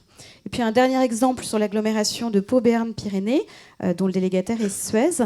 Il y a un projet de transformation d'une des usines de dépollution des eaux usées pour en faire une usine à énergie positive, produisant plus de ressources qu'elle n'en consomme. Donc voilà, je voulais insister sur cet effet volume, parce que je pense que c'est très important. On n'est pas sur des petites solutions, on n'est pas sur des mesurettes. Au contraire, on fait des grands pas en avant. Oui, si on avait pu avoir la participation du SIAP, ils auraient pu parler de la récupération du gaz à Valenton, qui permet de couvrir pratiquement tous les besoins de l'usine d'épuration, et d'en revendre parfois au réseau de gaz. Voilà. Est-ce que tout le monde a répondu aux questions? Vous avez encore quelque chose à dire pour votre défense? Rajouter... Oui. Allez-y, monsieur Pronchet. Pour ma défense, non, mais non. Ce qu'on note surtout du côté d'Amor, c'est la marge de progression, d'optimisation qui peut être mobilisable. On estime que c'est environ 10 à 15% sur l'eau potable et 15 à 20% pour l'assainissement, si tant est que les conditions suivantes sont réunies, c'est-à-dire une démarche de diagnostic poussé. Ça rejoint ce que je disais tout à l'heure. On a besoin de techniciens avec des démarches scientifiques de manière à pouvoir faire les choses de façon productive, des moyens humains de pilotage de l'énergie à engager et le choix de renouvellements patrimoniaux anticipés, c'est-à-dire qu'on ne peut pas attendre la fin d'une unité, par exemple, de traitement des eaux usées pour se poser la question. C'est-à-dire que pour moi, c'est des outils qui doivent être entretenus avec beaucoup d'attention en permanence. Voilà, c'est un complément très bref. Merci. Alors, écoutez, il est 4h moins le quart, un peu passé. Il est vraiment important de donner la parole au public, d'abord à la salle, s'il y en a, sinon après à l'extérieur. Juste, je vais préciser une chose parce que j'ai oublié de le préciser en introduction de cette conférence. On accueille aujourd'hui aussi la Commission nationale du débat public qui, juste après la conférence, donc non, Madame Okosco-Souel, je vous avais pas oublié. Mais qui nous présentera juste après en fait l'échange questions-réponses avec la salle et les participants en distanciel, qui nous présentera la consultation à venir sur l'eau potable en Île-de-France qui commencera le 20 avril. Voilà, je voulais juste rattraper ce petit oubli. Et effectivement, si jamais il y a des questions dans la salle, je vous demanderai en tout cas de bien parler dans les micros pour le replay de la conférence. Donc on va prendre d'abord 2 questions dans la salle et puis je vais regarder les questions qu'il va y avoir, qu'il y a sur le chat. Monsieur Lémé. Bonjour, en ouvrant un peu la focale, je voudrais vous soumettre un double paradoxe. On nous prône aujourd'hui la sobriété à outrance et on nous annonce en même temps que le prix de l'eau va augmenter dans des proportions considérables. Comment pouvoir garantir une acceptabilité sociale par rapport à ce paradoxe? Et deuxième question de fond beaucoup plus importante, avec les milliards d'euros qui vont devoir être mobilisés à brève échéance, on a les crises à répétition, là, les pesticides qu'on découvre, etc., etc. Moi, je pense, mais sous votre contrôle, que le financement assis sur la facture ne tiendra pas. Il est déjà très fragile.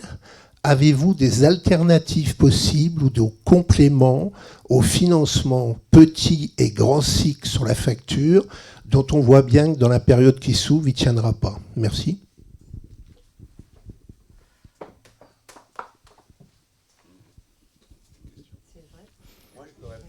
Qui prend la... Attends, on va peut-être prendre la question d'Olivier Jacques. Et puis après, j'essaierai de répondre, mais je vous donnerai le micro. Hein.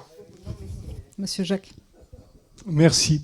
Tout d'abord, moi, je voudrais dire que je trouve qu'il y a toujours une confusion lorsque on entend parler d'eau entre l'eau ressource et l'eau potable, qui est un produit industriel. Donc, il faudrait vraiment faire très attention de ne pas tout mélanger. Je rappelle quand même que pour ce qui est de l'eau potable, elle retourne après épuration au milieu naturel à raison de 90%. Donc, il y a relativement peu de pertes. Hein. Donc, ne confondons pas les deux choses. Et le problème ressources, il est excessivement local. on ne peut pas parler de la ressource en faisant une moyenne, parce que ça ne veut rien dire. Deuxièmement, j'aurais bien aimé qu'on parle un petit peu justement technologie et savoir s'il y a des process de traitement qui vont être encouragés, voire d'autres qui vont peut-être être freinés. Parce que est-ce qu'il est vraiment judicieux aujourd'hui de continuer de la nanofiltration ou de l'ultrafiltration qui consomme énormément d'énergie? Bien sûr. Bon, alors, je vais commencer par répondre à Marc Lémé. Parce qu'en fait, ces deux questions, elles ont des points communs. Hein. Parce que voilà, l'un des problèmes auxquels on a à faire face, c'est que finalement, une partie plus importante des redevances qu'on paye aux agences de l'eau va être utilisée pour améliorer le milieu aquatique et donc ne va pas directement apporter des aides à l'amélioration des services publics d'eau et d'assainissement. Et d'ailleurs, bon, on a bien vu des représentants de collectivités locales, des sénateurs s'émouvoir de ce détournement, ce qu'ils considèrent être un détournement d'argent. Sauf que, voilà, le problème, c'est que quand on s'adresse à des très grands territoires urbanisés, il est plus possible de régler les problèmes d'approvisionnement en eau et de traitement des eaux usées uniquement par la technologie. On est obligé de recourir à des solutions qui passent par la ressource en eau. C'est-à-dire, en gros, dans l'esprit de la directive cadre sur l'eau, c'est qu'en améliorant la qualité du milieu aquatique, on rend service à tous ceux qui pompent dedans et qui rejettent dedans. Donc, on abaisse les coûts. Alors, le problème, c'est que ce n'est pas facile à démontrer. Et du coup, en fait, en France, on a particulièrement un problème parce que presque tout passe par la facture d'eau. On est d'accord. Hein, bon.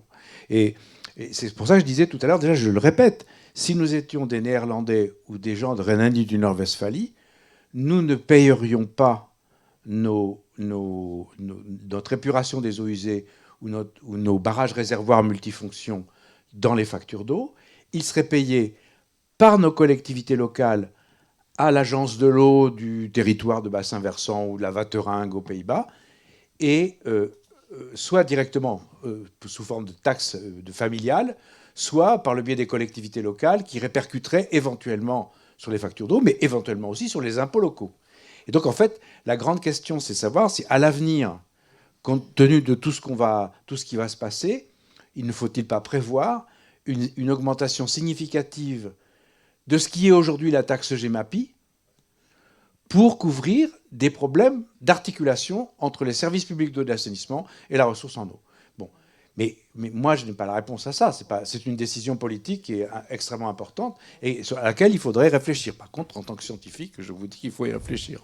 Je suis d'accord. Alors justement, en tant que politique, Madame Mamet, Monsieur Pranchéry ou Madame Colas en tant qu'entreprise, peut-être une réaction ? On partage les propos de Bernard Baraquet. On fait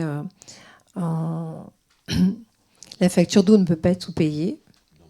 Il y a eu alors on regrette que dans les propositions, les mesures du plan eau, on n'ait pas repris donc tout le travail qui avait été fait par Monsieur Ferrand et Géretti et Alain Richard et Alain Christophe Richard, Géretti. voilà, c'est ça, voilà, Alain Richard et Christophe Géretti, qui avaient imaginé donc une taxe additionnelle à la taxe d'aménagement. Et donc ça c'était une piste qui était intéressante, notamment sur le grand cycle de l'eau et sur pour une taxe biodiversité. On remarque aussi que la fiscalité sur la biodiversité n'est pas à l'ordre du jour. Donc il y a un certain nombre de pistes. Effectivement, on peut regretter que la facture d'eau paye tout, que le consommateur paye tout. Voilà, ça c'est une chose. Ensuite, pour répondre à la question de monsieur, là, alors à la FNCSR et puis personnellement, je pense qu'il ne faut pas traiter le problème à l'amont. Il ne faut pas traiter le problème, faut traiter le problème à la source, pardon. Et donc, la question, on voit aujourd'hui, avec la réglementation européenne, avec l'augmentation des moyens techniques, de la technicité, pour la recherche de produits polluants, on est extrêmement performant. On devient de plus en plus performant. Pour les traiter, on imagine toujours des solutions de plus en plus coûteuses, de plus en plus techniques, et puis qui sont coûteuses en énergie, mais qui sont aussi coûteuses en eau, alors qu'on nous demande d'être sobre, d'économiser l'eau. Et nous, on pense qu'il faut traiter le problème à la source, et qu'il faut donc, au sens propre. Donc, à la FNCCR, on a déposé donc, un certain nombre de motions pour dire qu'il fallait sanctuariser les aires d'alimentation de captage et de dire zéro intrant pour, en tout cas, la préservation des eaux souterraines. Et ensuite, c'est vraiment de dire le principe pollueur-payeur, quoi. À un moment donné, voilà, on ne peut pas toujours demander au dernier maillon de la chaîne de payer pour tout ce qui a été fait en amont sans la prise en considération de l'impact de l'action, quoi.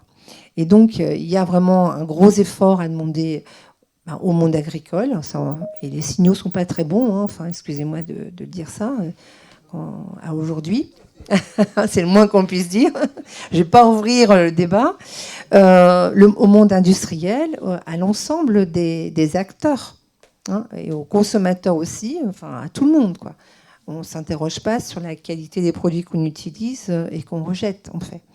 Et donc, je pense que le vrai problème, c'est de traiter le problème de la pollution à la source et pas au bout de la chaîne. Alors voilà ce qu'on peut dire. Monsieur Pranchéry ou Madame Colas, une réaction ? Juste rebondir sur ce qui vient d'être dit. Effectivement, je pense qu'il faut agir sur la prévention des pollutions et quand c'est nécessaire, compléter par des traitements renforcés, puisqu'on sait qu'il y a des pollutions qui perdurent pendant plusieurs décennies. Donc on est bien confronté à des nécessités de traiter aujourd'hui et mobiliser les innovations dont on dispose pour pouvoir le faire avec efficience. Alors, il y a des questions aussi dans le chat. Non. Ah, monsieur. Florence, Oui, excuse-moi, Baptiste. Baptiste Julien, responsable du pôle Eau d'Amorce. Excuse-moi, je ne t'avais pas vu. Plutôt pour poursuivre un peu ces échanges sur le financement qui est basé sur la facture. Je rejoins tout à fait les positions. C'est qu'on ne peut plus rester sur un système de taxes et de redevances dont les recettes reposent à 83% sur l'usager domestique, alors qu'il est bénéficiaire que 30% des dépenses. Donc, c'est-à-dire que le domestique paye les dépenses des agences de l'eau, des aides pour l'agriculture, la biodiversité, etc. Donc, en effet, ce schéma-là, dans le cadre du plan eau, où le gouvernement annonce des recettes supplémentaires à hauteur de 475 millions par an, il nous semble évident de retravailler sur ce système d'équilibre des redevances entre les différents usages. On a fait le calcul sur les redevances prélèvement, sachant qu'on a tous un objectif, tous les usages de l'eau ont aujourd'hui un objectif de moins 10% d'ici 2030. Si on égalisait les assiettes au même niveau que l'usager domestique pour les taxes qu'on prélève sur l'usager domestique, il y aurait déjà un levier de 1,2 milliard d'euros. Donc on voit bien que l'équilibre entre les usages domestiques, entre les usagers que sont agriculture, industrie, centrales nucléaires, sont à équilibrer au niveau des redevances. Sur l'aspect pollution, je rejoins la position de la FNCCR qui est de travaillons à la source et zéro phyto sur les aires d'alimentation de captage. Mais après, on a tout un dispositif aussi complémentaire à mettre en place pour responsabiliser les metteurs sur le marché de pollution diffuse et de micropolluants. Je rappelle que sur les pollutions diffuses, il existe une redevance de metteurs sur le marché qui est captée par les agences de l'eau, mais avec une assiette assez faible. Donc, on pourrait très bien réfléchir à comment les metteurs sur le marché de pesticides ou de phytopharmaceutiques à l'usage agricole peuvent financer l'impact curatif sur les installations d'eau potable notamment. Sur les autres micropolluants, aujourd'hui, il n'y a pas de démarche. Je rappelle que des rues, qui est la directive aux résiduaires urbaines qui est en pleine révision, incite, comme on l'avait proposé depuis un certain temps, de responsabiliser aussi les metteurs sur le marché de produits phytopharmaceutiques, cosmétiques ou détergents pour pouvoir financer l'impact sur le milieu aquatique et ne plus uniquement se reposer sur l'usager domestique. Merci Baptiste. On va passer à quelques questions qu'il y a sur le chat. On a une question de Julien Lallemand qui nous demande si sur vos territoires vous avez des enjeux de précarité énergétique ou de précarité en eau, puisque pour toucher au porte-monnaie, il faut que les usagers puissent payer leurs factures. Est-ce qu'il n'y a pas un risque d'être exclusif ? Monsieur Pranchéry ou Madame Mamet ou Madame Colas ? Oui, bah écoutez, je peux m'exprimer sur mon territoire. Il me semble que quand on aborde la précarité, d'ailleurs, nous, on a plusieurs programmes de lutte contre la précarité, y compris sur la vétusté ou l'indécence des logements. Les CCAS en France sont les plus à même pour savoir si on doit aider des personnes ou pas. Et en tout cas, sur la précarité énergétique, sur notre territoire, moi qui suis président du CCAS de ma ville, que ce soit sur l'eau ou sur l'énergie, je ne vois pas d'augmentation gigantesque des demandes. J'ai plutôt par contre, constaté que la loi, dont j'ai perdu le nom, sur le fait de ne plus couper, de ne plus pastiller la distribution. Comment ? La loi Brotte. La loi oui, Brotte. Voilà. De ne plus pastiller la fourniture d'eau a entraîné le fait de ne plus payer du tout ces factures parce qu'il n'y avait plus de sanctions. Oui, il y a eu une explosion à ce moment-là, mais qui était purement pour moi de l'incivisme pur. Alors, sur la limite, sur l'interdiction de coupure, justement, ça augmente la précarité. Parce que les gens qui pensaient ne pas payer, au final, ils sont quand même poursuivis. Donc, et on n'a pas beaucoup de moyens de pression. Il y a quand même, ça. Après, c'est vrai que peut-être ceux qui ne payent pas, ce n'est pas forcément ceux qui sont le plus en précarité. Sur mon territoire, donc moi j'ai la double casquette, la casquette syndicat d'énergie, la casquette syndicat d'eau. Donc sur la précarité eau, comme monsieur, on a peu de recours au fonds, au FSL, au Fonds de solidarité logement, pour payer les factures d'eau. On a peu, notre service relations abonnés a peu de demandes dans ce sens-là. Par contre, sur la précarité énergétique, puisque c'était la question, c'est différent. Donc, dans mon syndicat, on a mis en place une médiation qui accompagne les gens à regarder leurs factures et à regarder aussi leurs abonnements, etc. Déjà, regardez ça. Et puis, après, je suis aussi, donc c'est le défaut des politiques qui sont multicasquettes, je suis présidente d'un SCOT qui porte un programme d'intérêt général Habiter mieux sur la précarité énergétique pour les revenus modestes et très modestes. Et là, on s'aperçoit que il y a un gros gisement de logements qui sont complètement donc énergivores. Alors aussi bien en propriétaires occupants qu'en propriétaires bailleurs, et donc les locataires sont les premières victimes.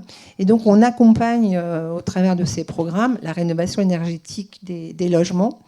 Et on s'aperçoit que pour les personnes qui sont le plus en difficulté, il y a vraiment besoin d'un programme d'accompagnement.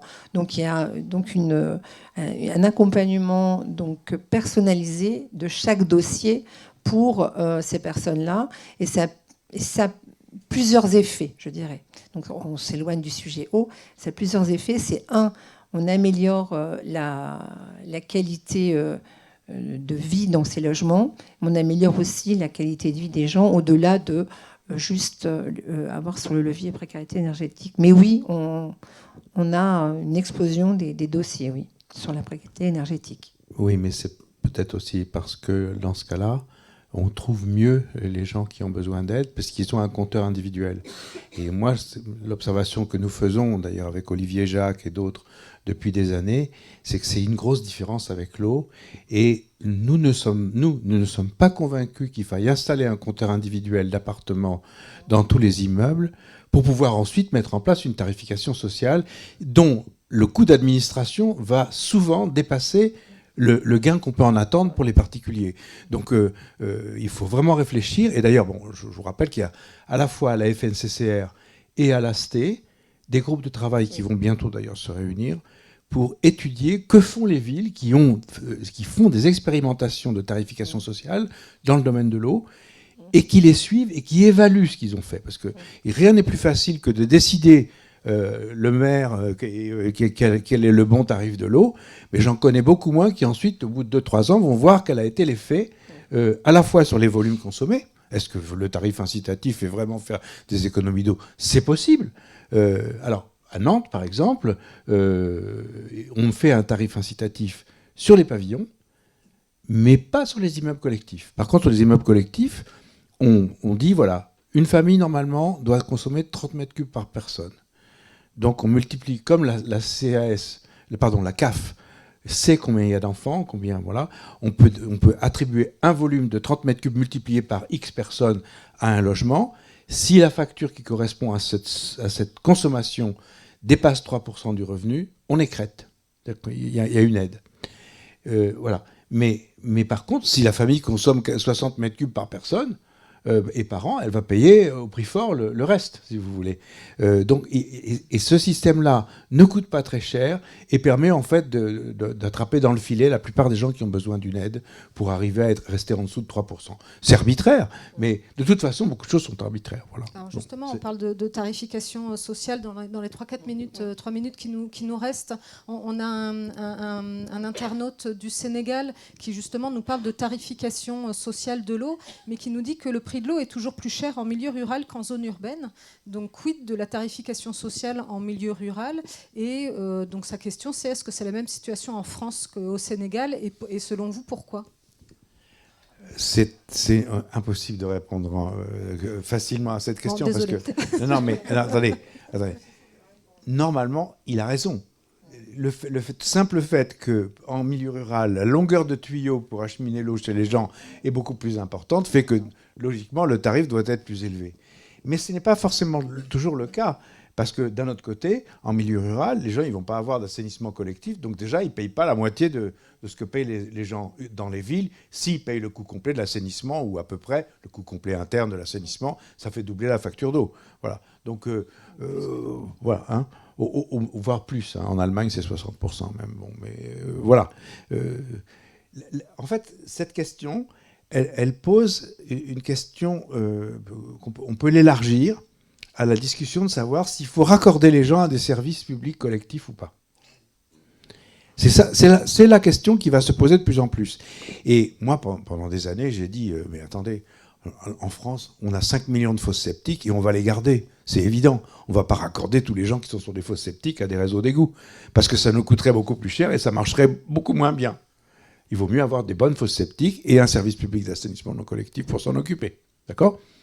Sauf qu'aujourd'hui, je suis un peu embêté parce que après j'ai dit, pardon, quand j'ai oublié une étape, je dis, si on fait ça pour l'assainissement, pourquoi on ne le fait pas pour l'eau potable ?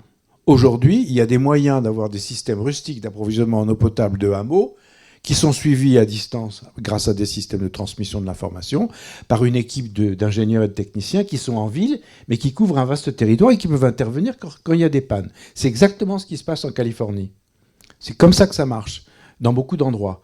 Évidemment, les services sont de moins bonne qualité pour les zones rurales, mais n'empêche qu'ils ne sont pas abandonnés. Non, ils ne sont pas abandonnés.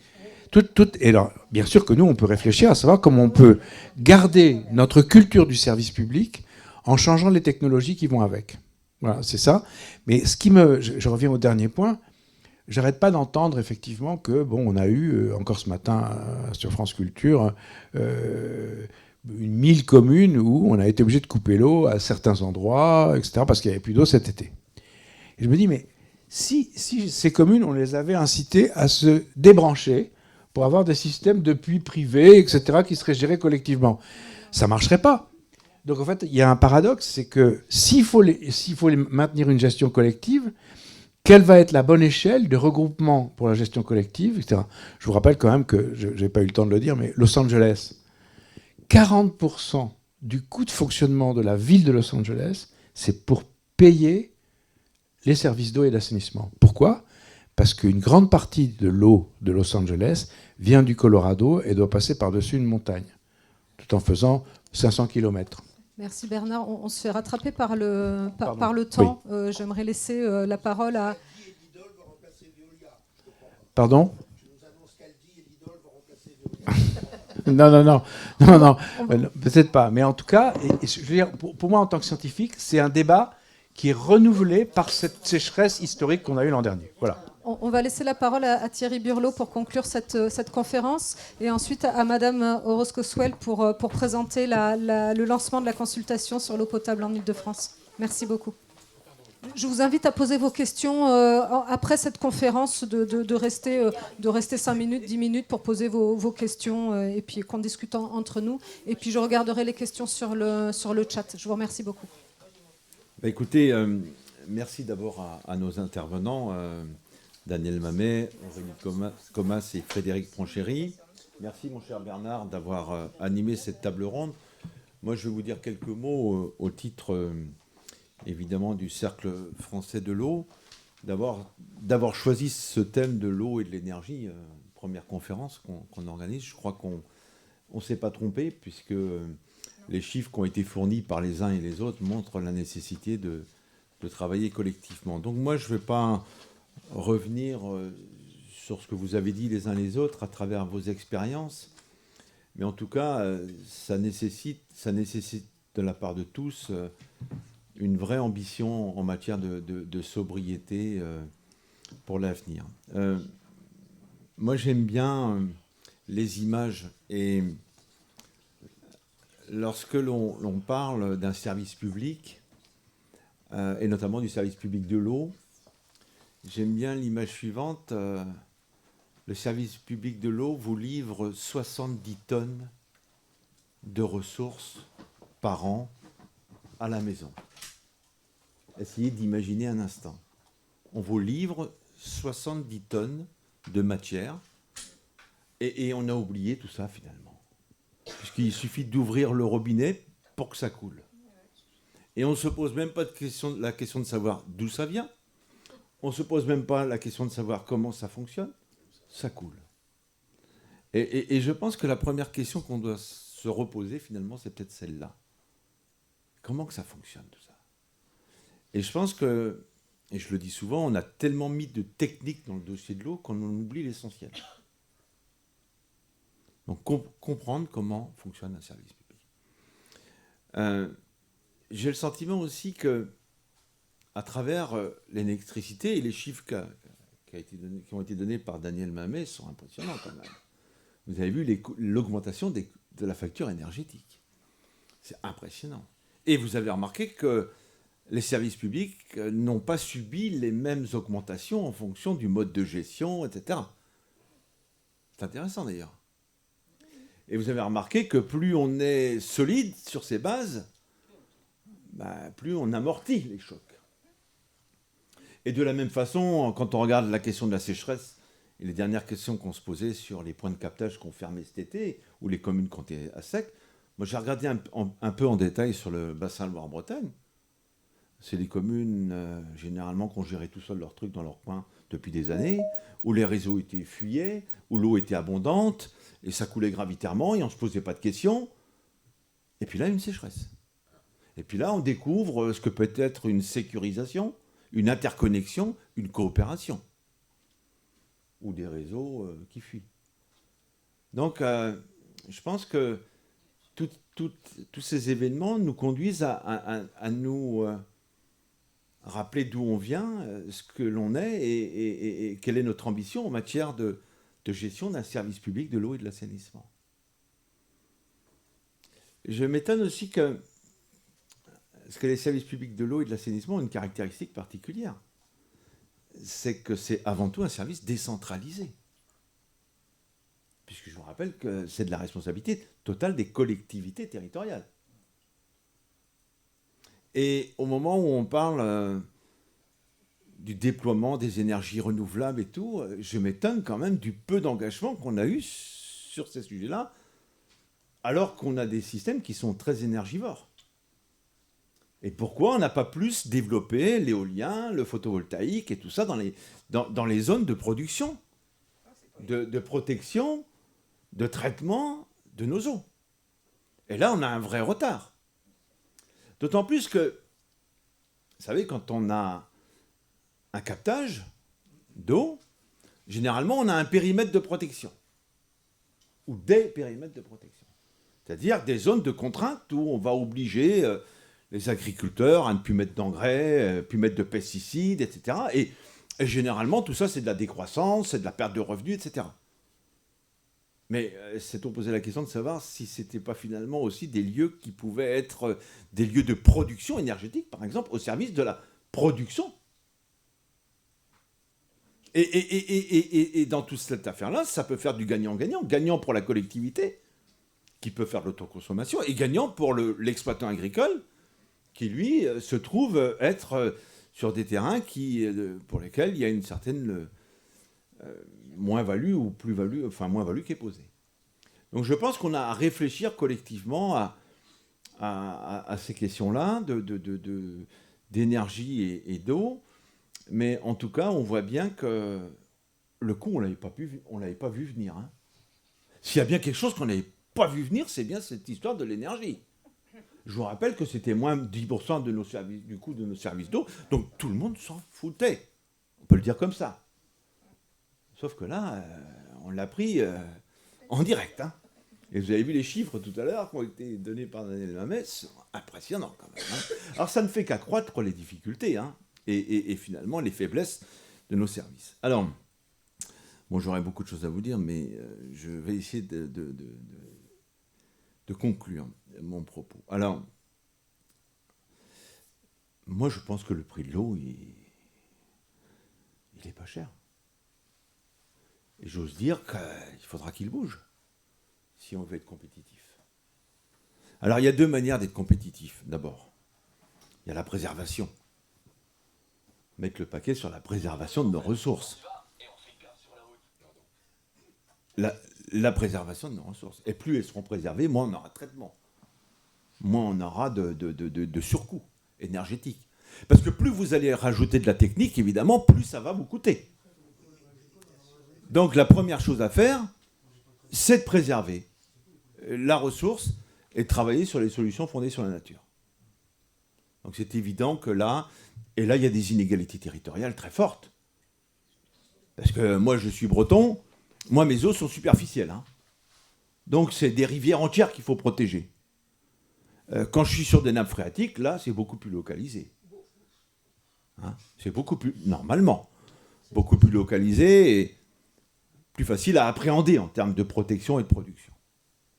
Mais ça reste difficile. Vous avez vu que même dans le plan eau, hein, on avait proposé de faire en sorte qu'on interdise les produits phytosanitaires dans les zones de protection de captage. Mais même ça, on ne l'a pas obtenu. Hein. Vous voyez, donc je pense que bien sûr que la préservation devrait limiter les coûts, mais il faudrait que ça change profondément. Donc on va avoir, je crois, et on se posait la question cet après-midi en préparant cette assemblée, de plus en plus d'exigences de la part de nos concitoyens, d'une eau de qualité. Et étant responsable d'un service public d'eau et d'assainissement, on ne peut pas imaginer de desservir une eau à la population qui ne serait pas conforme. Et quand je regarde la question des métabolites des pesticides aujourd'hui, par exemple, il est évident qu'il va falloir régler le problème. Je rappelle, métabolites des pesticides issus de produits qu'on a épandus déjà il y a plusieurs dizaines d'années. Bon, donc il va falloir que l'on se mobilise là-dessus et qu'on ait des traitements de plus en plus poussés pour garantir un service public de l'eau et de l'assainissement de qualité. Et moi, je crois qu'on n'a pas beaucoup d'autres chemins que celui-là. Donc ça va nécessiter des investissements et ça va nécessiter inévitablement d'augmenter le prix de l'eau. Surtout si on y ajoute notre patrimoine à renouveler et tout le reste. Alors, ça pose la question du financement de l'eau. Ça a été dit tout à l'heure par les uns et par les autres. Et je rappelle d'ailleurs que le CFE va engager un travail, une étude sur le financement de la politique de l'eau, et notamment du grand cycle de l'eau. Parce qu'autant sur le petit cycle, les choses ont plutôt pas mal fonctionné ces dernières années, qu'on veuille ou pas. Je vais y revenir. Mais sur le grand cycle, aujourd'hui, il y a quand même des questions qui se posent, et notamment par rapport à un certain nombre de choses qui sont en place aujourd'hui. Je pense à la GEMAPI, par exemple, qui est loin de répondre à ce qu'on avait imaginé. La GEMAPI, c'est 250 millions d'euros par an. 10 ans d'histoire. Donc ça ne marche pas. On va bien reconnaître. Bon, le fonds Barnier, il faudrait en faire un bilan. Il faudrait regarder ce que les agences de l'eau mettent dans le financement du grand cycle. Il faudra regarder le financement de la biodiversité. Bref, il y a un grand débat à engager sur ce sujet du grand cycle et de la biodiversité. Mais je voudrais dire, concernant le petit cycle, et notamment les agences de l'eau dont on a parlé tout à l'heure, et de suggestions qui ont été faites. D'abord, il faut reconnaître une chose. Moi, je suis élu depuis un certain nombre d'années. Les services d'eau et d'assainissement, ce n'était pas les plus mal lotis. Hein. On a plutôt bien vécu ces dernières années, on va le dire comme ça. Ce n'étaient pas les services les plus déficitaires, hein. Loin de là. À tel point que, quand vous parliez du budget des agences de l'eau à l'Assemblée nationale, tous les députés de tous les bords disaient ah ben, ceux-là sont pleins d'argent. C'est notre histoire collective, qu'on veuille ou pas. Et on a eu beau dire ces dernières années, attendez, ça c'est fini, on a eu du mal à convaincre. À tel point qu'on a eu du mal à convaincre, c'est qu'on nous a installé le plafond mordant et on nous a demandé en plus de payer la biodiversité. Et les chasseurs. Ouais, non pas les chasseurs encore. Et la biodiversité. Donc c'est vous dire que l'histoire de l'eau, notre histoire collective, les services d'eau et d'assainissement avaient plutôt des moyens. Bon, avaient plutôt des moyens. Mais il y a un chiffre qu'on n'a pas donné tout à l'heure, mais que j'ai trouvé intéressant. Bercy sait comptabiliser tous les budgets annexes des services d'eau en France. Et ils ont fait l'étude il y a 1 an et demi, avant la crise énergétique. Il y avait 3,2 milliards dans les caisses des services d'eau et d'assainissement. 3,2 milliards d'euros dans les caisses des services d'eau et d'assainissement. Après la crise énergétique, ou après ce qu'on vient de vivre là, c'était descendu en dessous du milliard. Qu'est-ce qui s'est passé ? Plutôt que d'augmenter le prix de l'eau, les services d'eau ont pris dans leurs réserves. Mais ce qui va hypothéquer la suite. Parce que toutes les réserves qui ont été consommées pour amortir l'augmentation de la facture énergétique ne seront pas demain en autofinancement des investissements qu'on va devoir réaliser. Donc là, on a vraiment des questions à se faire. Mais je redis, et je le pense sincèrement, que jusqu'à présent, on a plutôt bien vécu. Alors maintenant, que doit payer le service public de l'eau et de l'assainissement ? Et jusqu'où on va sur le grand cycle ? Ça, c'est une vraie question. En tout cas, sur le financement des agences de l'eau. Je voudrais vous dire que, d'abord, c'est très inégal. Alors, tout à l'heure, il y a une question qui a été posée. L'eau est moins chère en ville qu'à la campagne. Évidemment qu'elle est beaucoup moins chère. À tel point que, moi, je prends la Bretagne, encore une fois, que je connais bien. Il y a des syndicats départementaux en Bretagne, pour assurer les interconnexions et la mutualisation du prix de l'eau. Tout le monde veut adhérer, sauf les villes. Hein. Tout le monde adhère, sauf les villes. Vous savez pourquoi ? Parce qu'ils ne veulent pas partager. Parce que l'eau est moins chère dans les villes qu'à la campagne. Ça, c'est une réalité. Et à un moment donné, il faudra le dire. Parce que l'eau, elle vient d'où ? Elle vient de la ville ou elle vient de la campagne, en fait ? Et là, il y a un vrai problème. Là, il y a un vrai problème, une vraie question. Où sont les solidarités entre la production et la distribution ? Et ça pose la question du financement du grand cycle, encore une fois. Donc les agences de l'eau, moi je le cite souvent, parce que là aussi il y a quelques inégalités. Sur les redevances, évidemment, il y a des choses qui ont été dites qui sont vraies. Mais je dirais quand même que les agences de l'eau, c'est les seules à faire de la péréquation aujourd'hui. Hein. C'est les seuls outils à faire de la péréquation financière aujourd'hui. À hauteur de 10% du prix de l'eau, mais quand même, on le fait, à hauteur de 10%. Mais vous savez bien, qui c'est qui n'est pas content après les agences de l'eau ? C'est surtout les villes, parce qu'elles ont l'impression de payer plus, et en contrepartie de recevoir moins. Mais c'est aussi en partie ça qu'il va falloir faire. Donc ça pose la question de la péréquation des prix. Donc encore une fois, je pense que les questions que l'on pose là sont justes, et il va falloir évidemment les examiner avec beaucoup d'attention.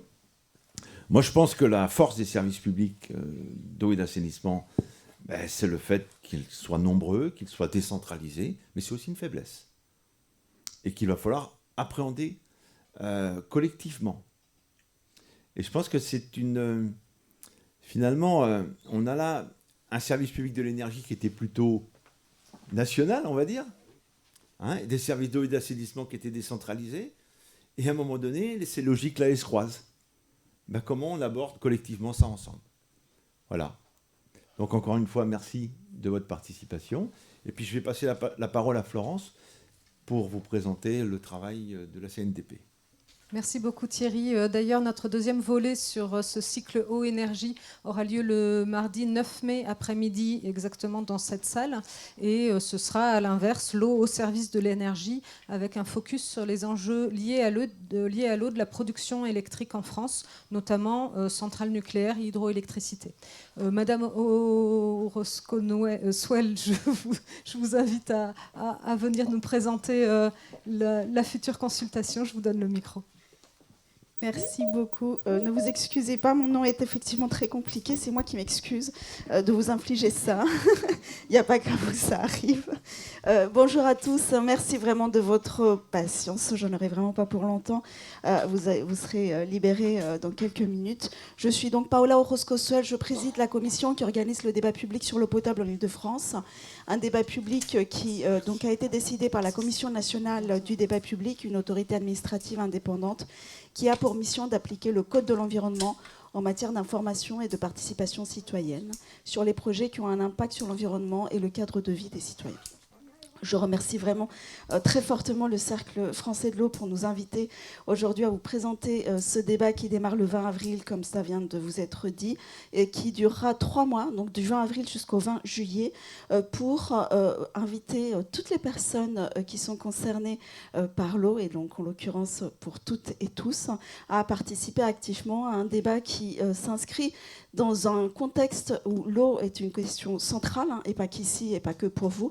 On le voit très bien avec un traitement médiatique, sécheresse, inondation, pollution, partage, qui effectivement pose une question globale et aussi pour tout un chacun, mais également un débat public qui s'ouvre à un moment où le CEDIF, le syndicat des eaux d'Île-de-France, a un projet d'installation d'une filière membranaire dans ses principales usines de traitement de l'eau potable, à Méry-sur-Oise, à Neuilly-sur-Seine et à Choisy-le-Roi.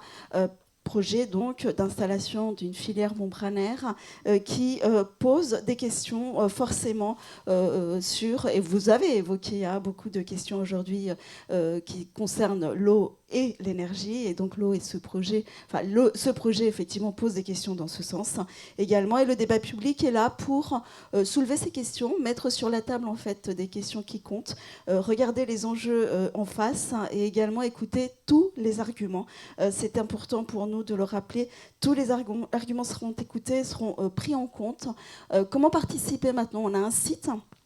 Évidemment, il y aura une participation en ligne, un site du débat qui donc est débatpublic.fr/eau-potable-idf.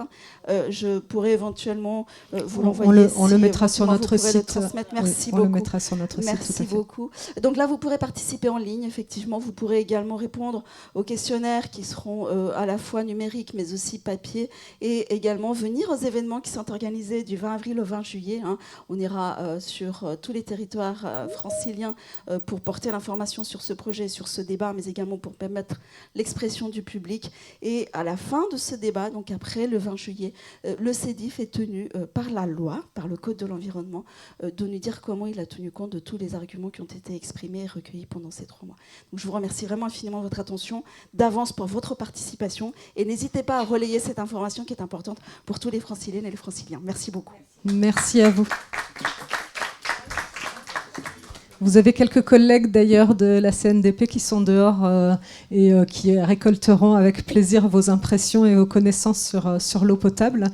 Il me reste à remercier Madame Colas, Madame Mamet, Monsieur Pranchéry. Je vous remercie d'avoir été en ligne avec nous et je vous dis à très très bientôt. Passez une très belle soirée. Merci, au revoir. Au revoir Monsieur Pranchéry, au revoir Baptiste.